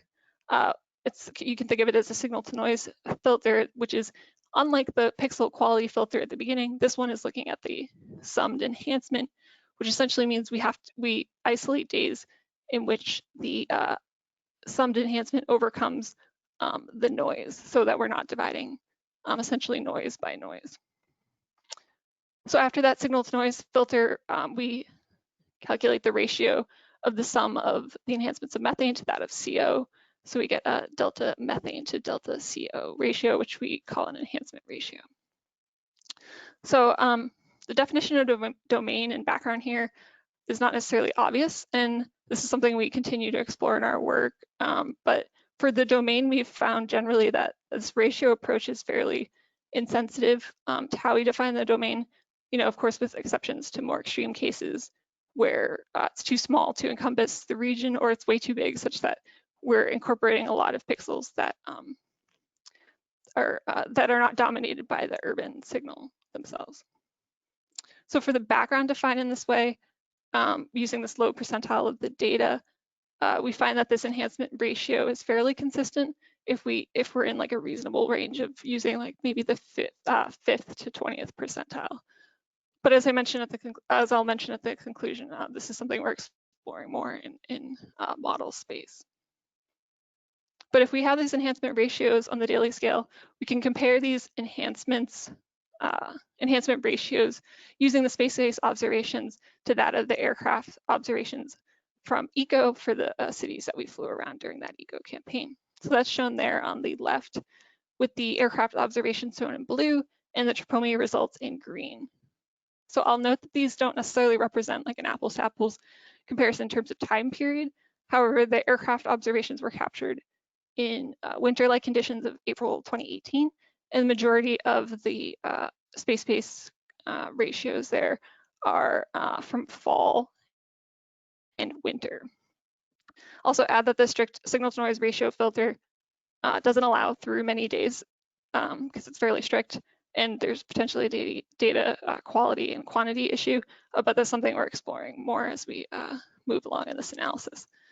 But nonetheless, we find it encouraging that the aircraft and space-based observations yield comparable results for these specific cities.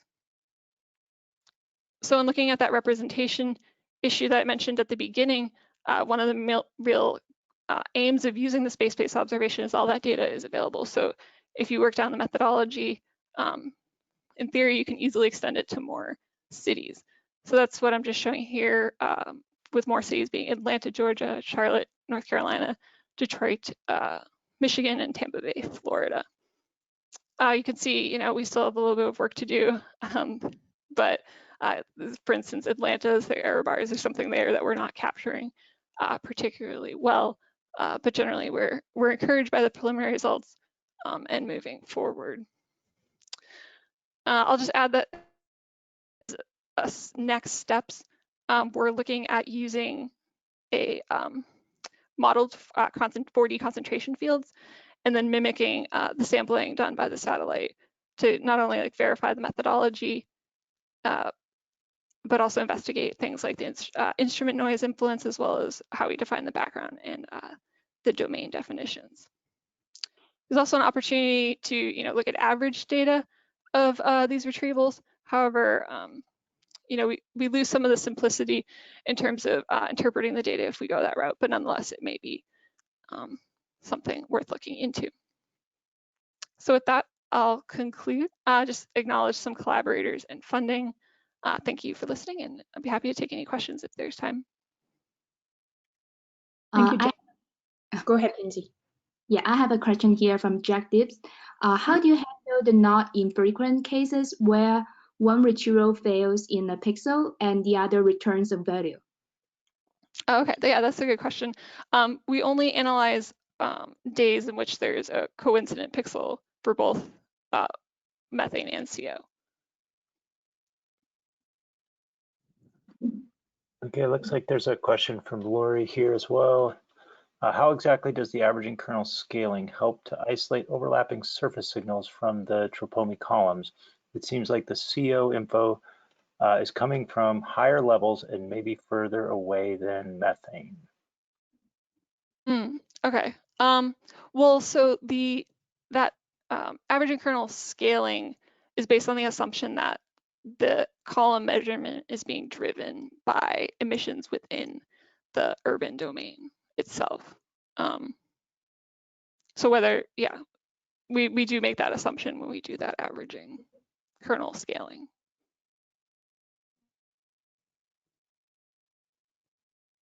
Right. I mean, this is interesting and work in progress. Is there any real time, or maybe analysis of CO that you could use to better understand what's going on at the surface and maybe distinguish weekday weekend effects also? Okay. Yeah, well, the weekday to weekday effects is something we can definitely look into. In particular, because we have that restriction that we require coincident pixels, the methane data itself is more strictly filtered from the product. So we don't have, it's not like every day we have data. So we have to be careful with that. In terms of CO measurements at the surface, I'd have to look into that more, but of course the teams that produce these products do their own verification and validation versus ground-based observations. Mm-hmm. So we have one more question, Isaac? Yes, we have one question from Rosin comment. Can you ever retrieve methane from the New York City center? Is it too close to water? Oh, that's a good question. Yeah, so if you're looking at this average plot I'm showing here in the kind of bottom right, yeah, you're often never retrieving methane from that domain. So that's something, we have to take into account, and we could do based on our simulation or modeled efforts in examining the models, is kind of start to play the game of, if we take away pixels, do we preserve the information? If we just, in that, for instance, in that left plot on the bottom, if we only have kind of the outskirts of the city itself. Okay, we're going to move on. Thank you very much, Jenny. Our next speaker is Logan Mitchell from the University of Utah. Logan will share recent advances in using public transit platforms as a cost-effective component of urban monitoring, and he will show initial observations during the COVID-19 lockdown. Thank you, Logan. Thank you. Thanks for the invitation to join you all. This is work that we've been working on in Utah. A lot of this is, there's quite a few of us working on different components of this, but a lot of the modeling work has been done by Derek Malia, who's the other co-author. And we actually have just submitted this paper to a journal, and hopefully, this will be coming out in the next couple of months. So a lot of where we're going with this is just trying to explore different ways of monitoring different constituents in the urban atmosphere. We've got a long-term network, and we're going to talk about the train light rail setup today, but we're also using Google Street View cars, and we even have air quality instruments on a news helicopter that's providing some really unique vertical soundings, nearly every day. So in a lot of where we're going with this is trying to leverage, measurement opportunities that already exist, so that or put instrumentation on things that are already moving around in urban landscapes, so that we can, leverage these ongoing mobile platforms. It's a lot more cost-effective way of monitoring. Because if you're doing the driving around by yourself, then it takes a lot of resources to keep vehicles operating. So I've talked about this before, but maybe just to quickly go through it one more time.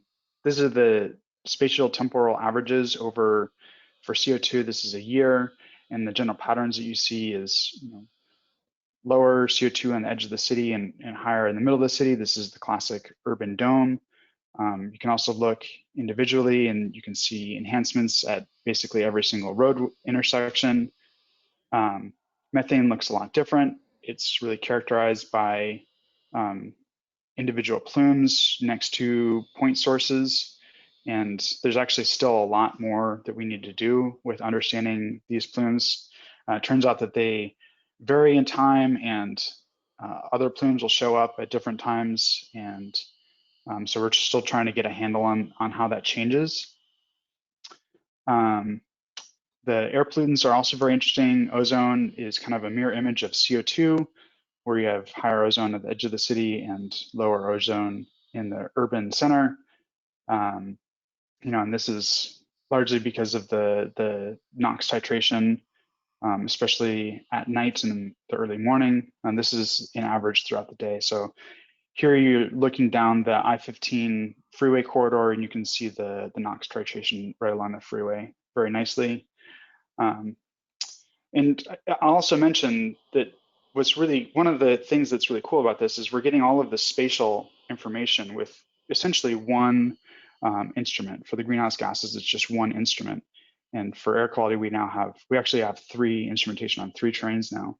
But with very few instruments, you're getting this spatial coverage across the city. Also in Utah, we have persistent cold air pools that drive increases in particulate matter. It's very important for us locally during wintertime inversions. Leads to really bad air quality. So we're looking at that as well. But what I want to talk about now is, how can we use, what's the value of this near surface CO2 observations for understanding urban emissions, and specifically, does incorporating these mobile observations yield improvements, or how does it compare to traditional observing networks? How can we quantify it, and what are the implications for urban network design? So we're going to use an inverse modeling framework to assess this, and I won't discuss the details too much. This is fairly standard inversion setup, or it's becoming more standard. So this is a Whorf stilt setup, and we're using Hestia as the fossil fuel prior, and we have a simple biospheric model. And the details of the R matrix on the bottom right. And if you have questions about this, feel free to reach out to me and Derek. Derek knows a lot more about the details of the modeling setup. So we carried out 4 inversions. The first one was just using our 4 stationary sites. This is in 2015, so we had 4 sites running during the couple-month period we chose for our inversion setup. Our next configuration was using all of our stationary sites as well as our mobile sensor. And on the right, you're seeing the atmospheric footprints for the two different configurations. The third configuration was run with just the mobile site and not the stationary sites. And then the last one was just using a single stationary site, because that's, in terms of an instrumentation and a maintenance perspective, a single stationary site is equivalent to a single mobile site. I'll show you what this looks like, but there are a few places where we actually have excluded the data. And I'll talk about that here in just a second. And the inversions were, of course, done in the afternoon. So this is what the observations look like on the red and green train lines. And what we've done is actually masked out some of the peaks where we think that the proximity to tailpipe emissions is it's more challenging from a modeling perspective, because we think that the observations aren't representative of the entire grid cell that the model is trying to convey. And so, at least for initial step, we just have simply just masked out those observations so we can look at the more regional or something that's more representative of a grid cell. So here's what the prior looks like in the same kind of domains. And then you crank through the inverse modeling mechanism and you get to a posterior emissions. And you can see that in order to get the prior closer to the observations, your posterior has an increase in emissions across the valley. This is what the so the prior emissions are shown in the top right figure, and then the 4 different simulations are shown on the left. And the overall change in emissions are shown with the in the box with the percentile, and these are the different configurations. So with all of our sites, we're seeing a 33% increase compared to our prior. And but the configuration of each of these, or the distribution of the emission corrections, is really interesting. With just our stationary sites, we're not quite seeing the same magnitude of emissions corrections, and the focus of those corrections are mostly made to the northeast part of the valley, where most of our sites are. We do have one site that's down in the southwest part of the valley. But with just a single monitoring site on the train, we're getting much closer to the configuration with all of the sites, and we're getting a pretty broad spatial coverage. But with just one site, which is equivalent to our mobile site, we're seeing a much smaller correction. And you can, so this is just highlighting those areas in the southern part of the valley. Most of that correction is being provided from the mobile observations. So we can use the uncertainty covariance matrix to actually quantify the reduction in uncertainty.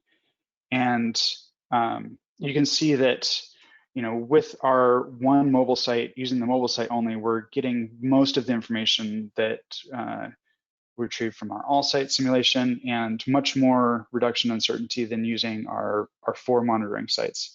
And compared to one monitoring site, it's a huge difference. So we feel this has really big implications for kind of the best way or a important component for urban monitoring. Moving on, I'm going to talk briefly about COVID, and just this kind of builds on what Felix was talking about earlier.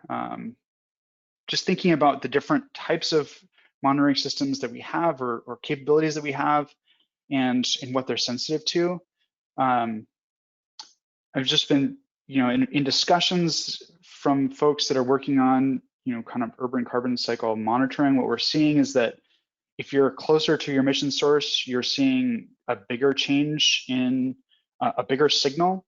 But as you go further away, if you use taller towers or remote sensing, the signal magnitude of the change in COVID is much smaller, and it's much harder to distinguish. And so, there's a big question right now of what's the optimal observing system to detect changes, and that's exactly what Felix was talking about. You want to see a large signal, but if you get too close, then your footprint is smaller, and you're not able to extrapolate to understand how the larger system is changing. So obviously, I'm really excited about the public transit system because it's both a blend of near surface observations, so you can see a large signal, but because it's moving, you have a large footprint that's the size of the city.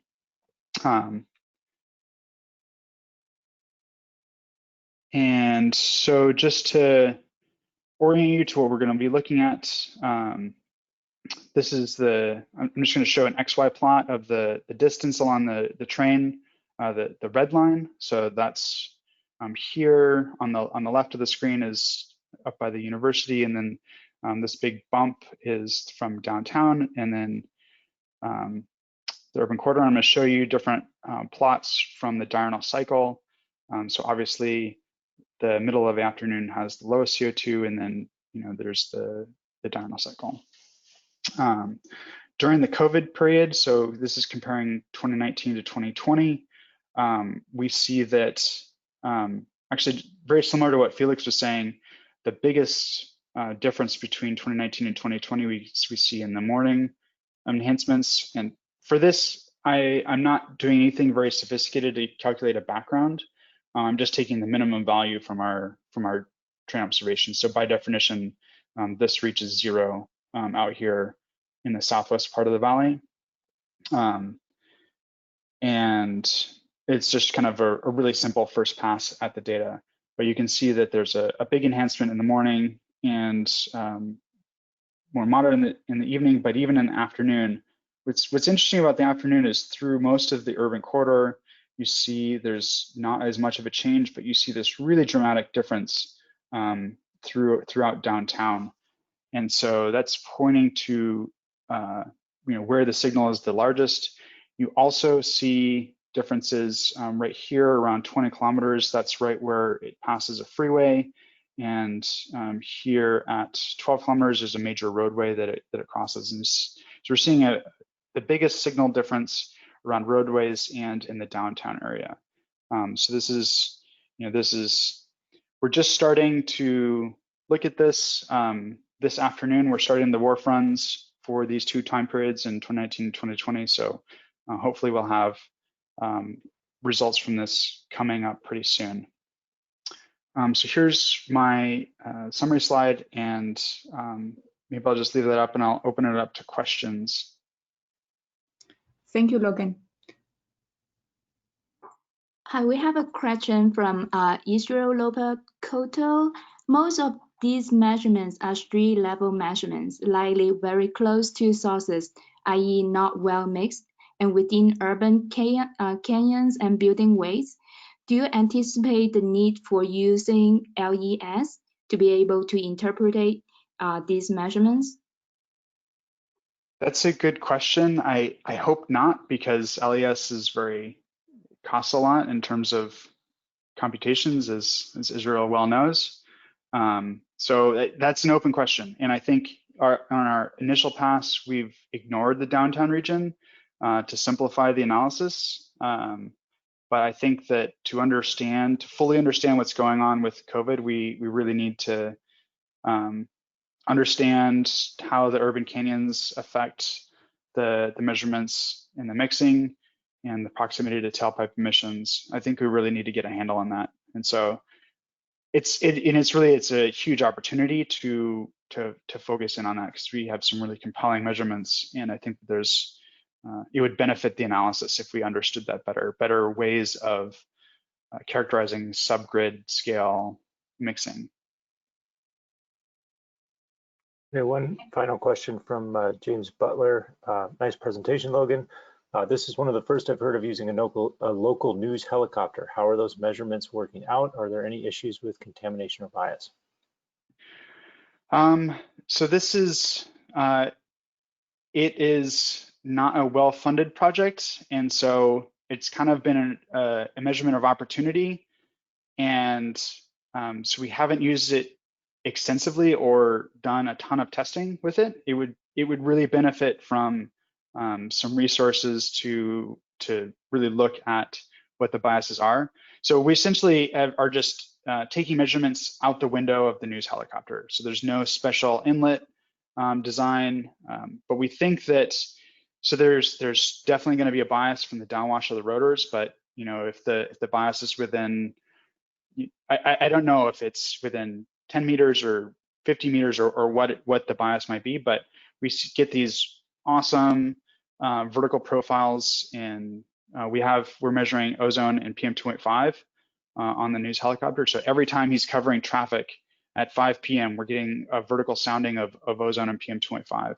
And every time he's going and covering a wildfire, we're getting this really great transect of ozone and PM2.5 into a wildfire area. And and we're not having to pay for a helicopter to fly over these areas. So it's really exciting. But it would be great to dig into those measurements and observations more. Thank you, Logan. Thank you for sharing exciting work you're doing. So our last speaker for today's session is Brian McDonald from NOAA Chemical Sciences Laboratory. Brian has been working on quantifying mobile sources NOx emissions during the COVID-19 pandemic using both bottom-up and top-down approaches. Thank you, Brian. Hi. So before I get into my talk, I just want to acknowledge that this is a team effort with a bunch of colleagues, both at NOAA and elsewhere. And so today I'm going to mainly focus on nitrogen oxides emissions. There's a couple of reasons for this. NOx is one of the species, a pretty important species for atmospheric chemistry, precursor to ozone formation, and it's primarily from combustion. So it is a co-emitted species so these changes in greenhouse gas emissions, carbon dioxide emissions also have implications on the air quality and NOx side. And so I think seen in some of the previous presentations, we're all familiar with sort of these images of highways being more empty than they were before the pandemic. While cities are reopening right now, I think it's still an open question of how back to normal we are with respect to traffic.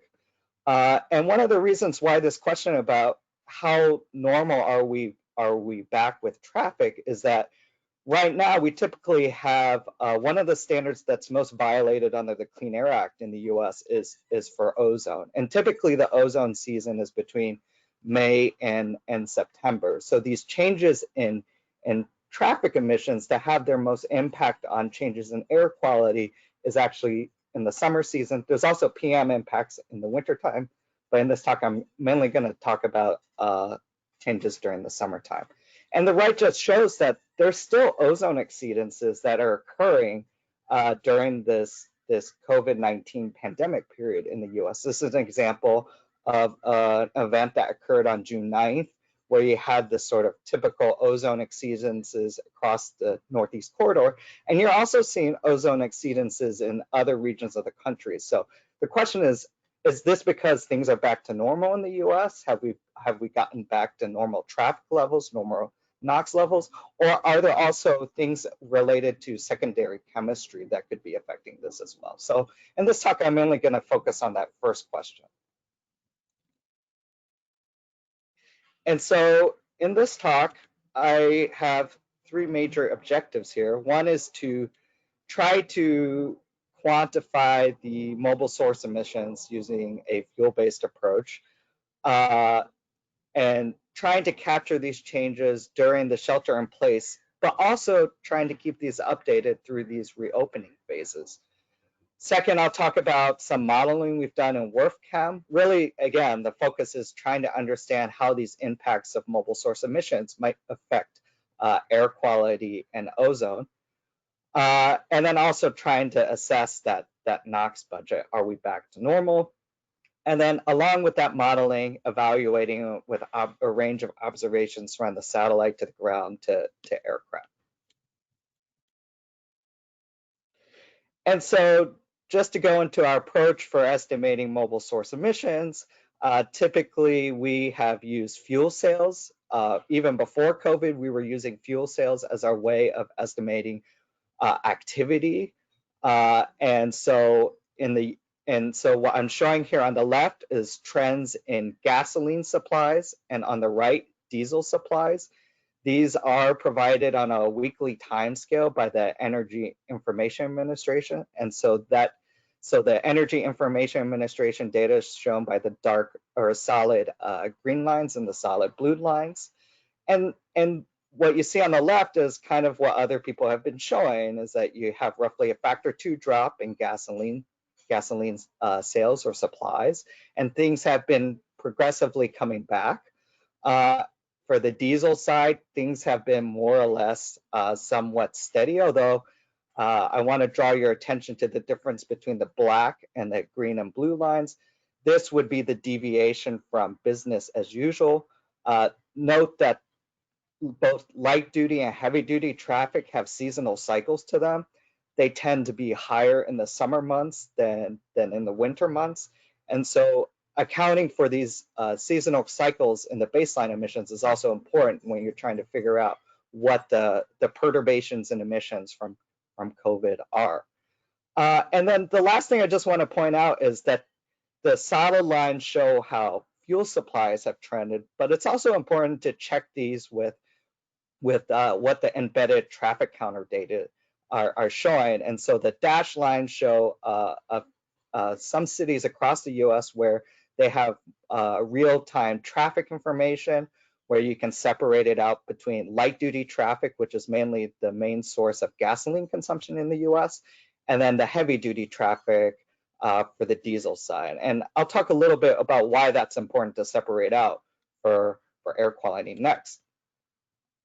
And the reason is, if you look at NOx emission factors, so this is in grams of NOx emitted per fuel burned. So blue is for heavy duty traffic, green is for light duty traffic. Each of these markers represents a roadway study that's occurred over the last 20, 30 years.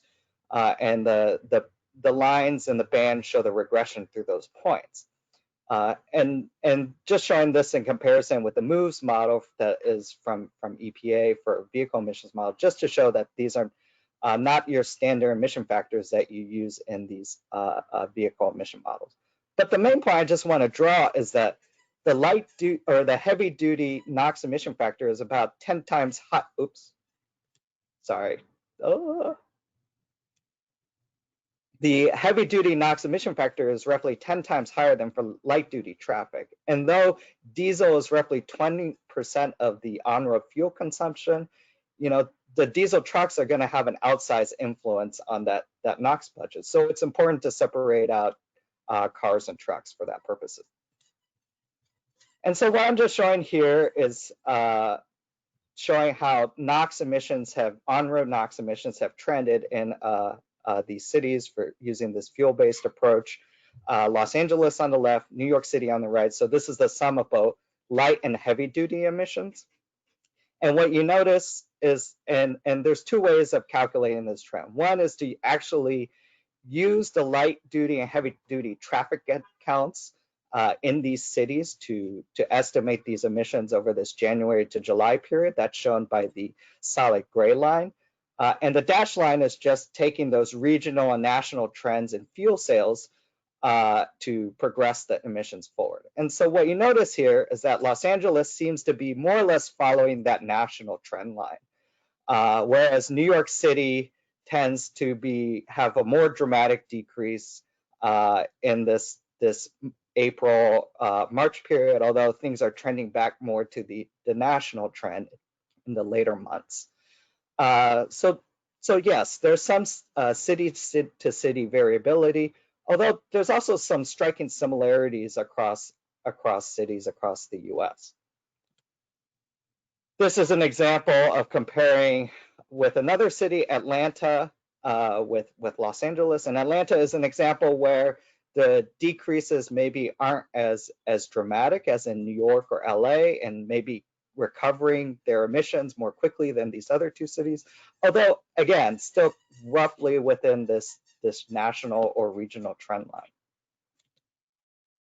So what I'd like to spend the rest is just comparing this with ambient observations. This is analysis by my colleague Ken Aiken, looking at the routine monitoring network. So the routine monitoring measures nitrogen dioxide as well as other criteria air pollutants. And what he's done here is compare the 2020 concentrations with a climatology of previous years in these cities, calculate that change before the shutdown and after the shutdown.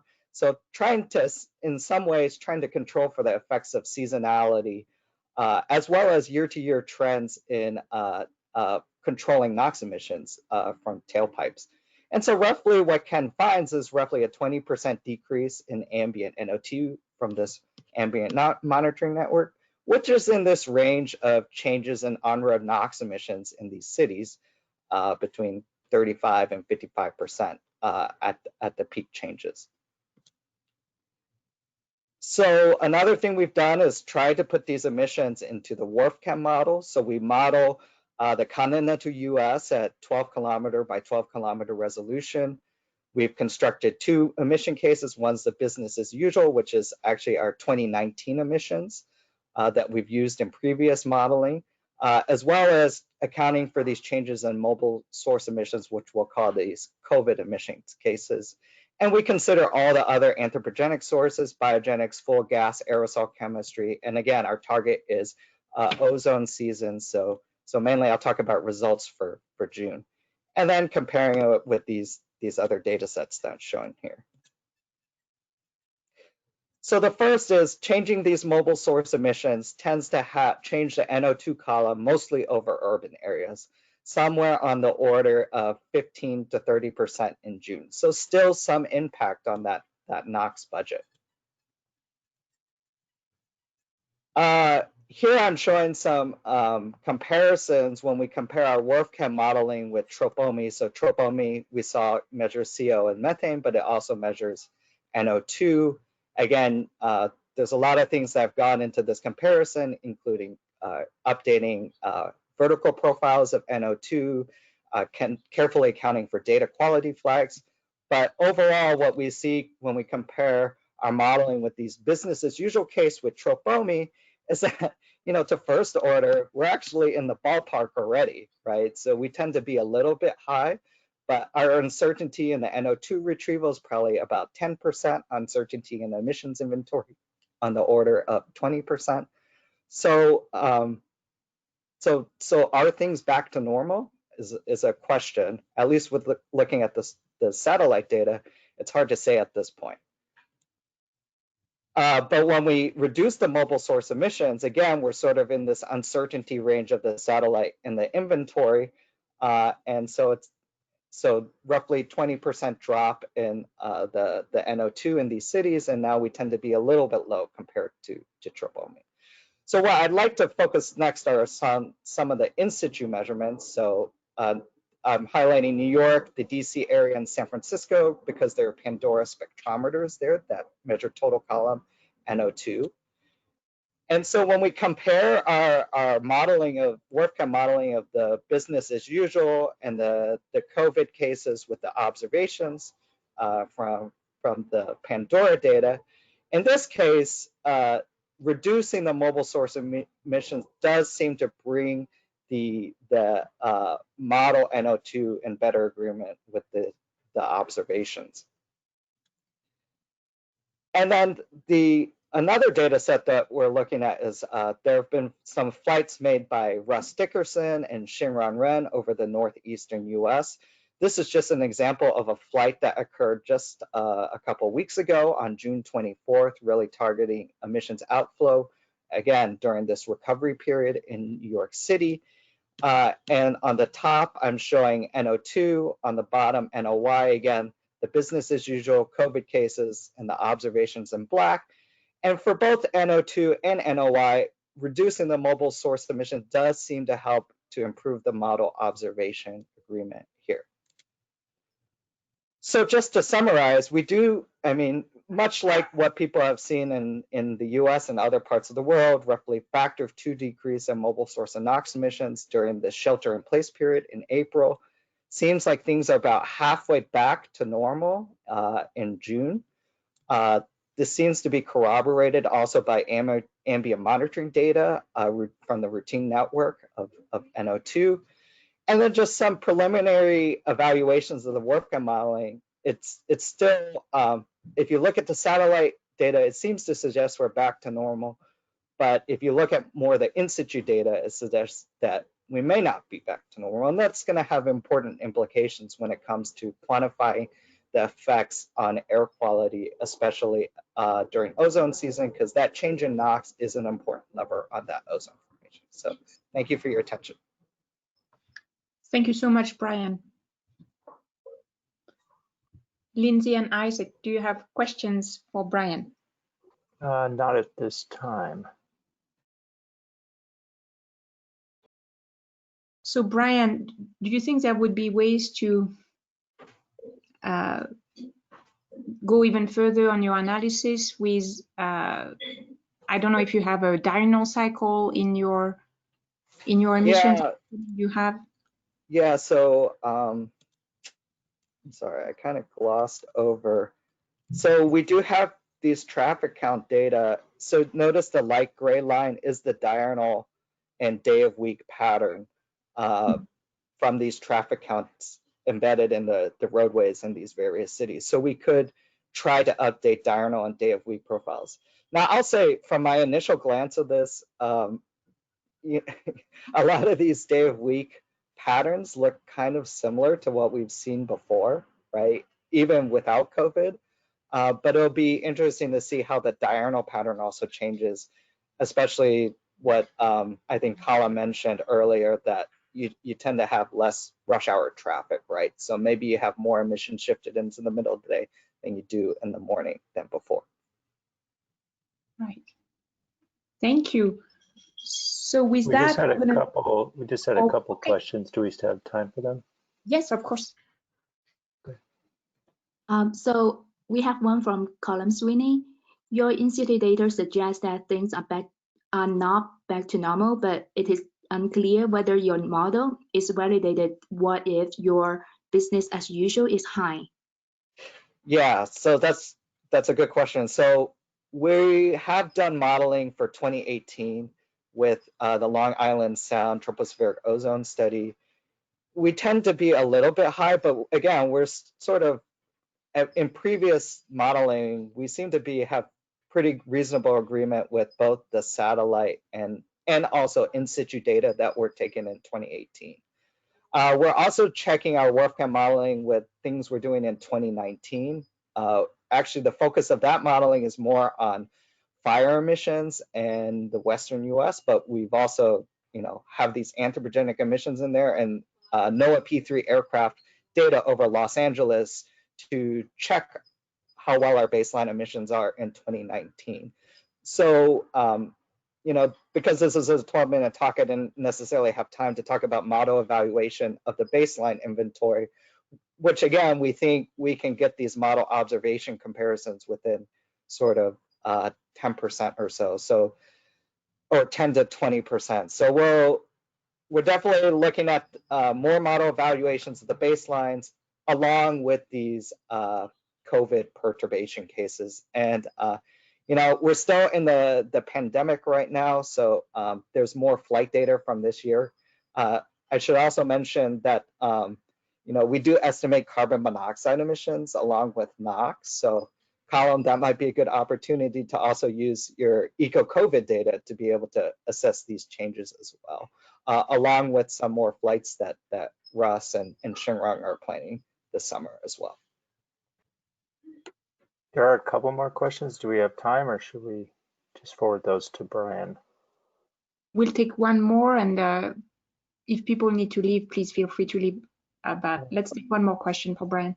Okay, so from Russell D, it says, if most of the CO in New York City is from sources other than cars, how much decrease do we expect?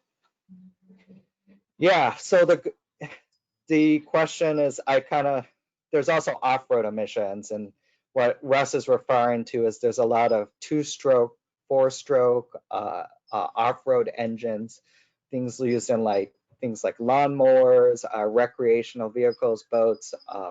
In New York City, you have a lot of food trucks that use a lot of these small Honda Honda engines or other two-stroke engines.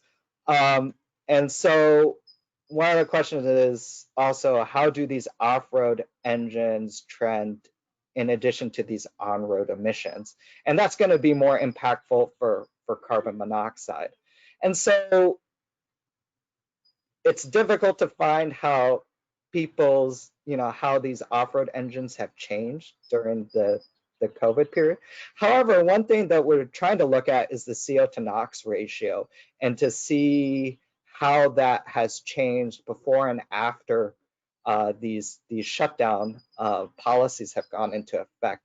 Because that might be able to, if you have a really strong off-road CO emission source, then you might expect that the CO to NOx ratio would be more affected by those off-road engines. So the bottom line is, the bottom line is, this is still work in progress. I think we have to leverage the ambient monitoring data to be able to try to tease out these type of effects, not just for on-road emissions, but also off-road.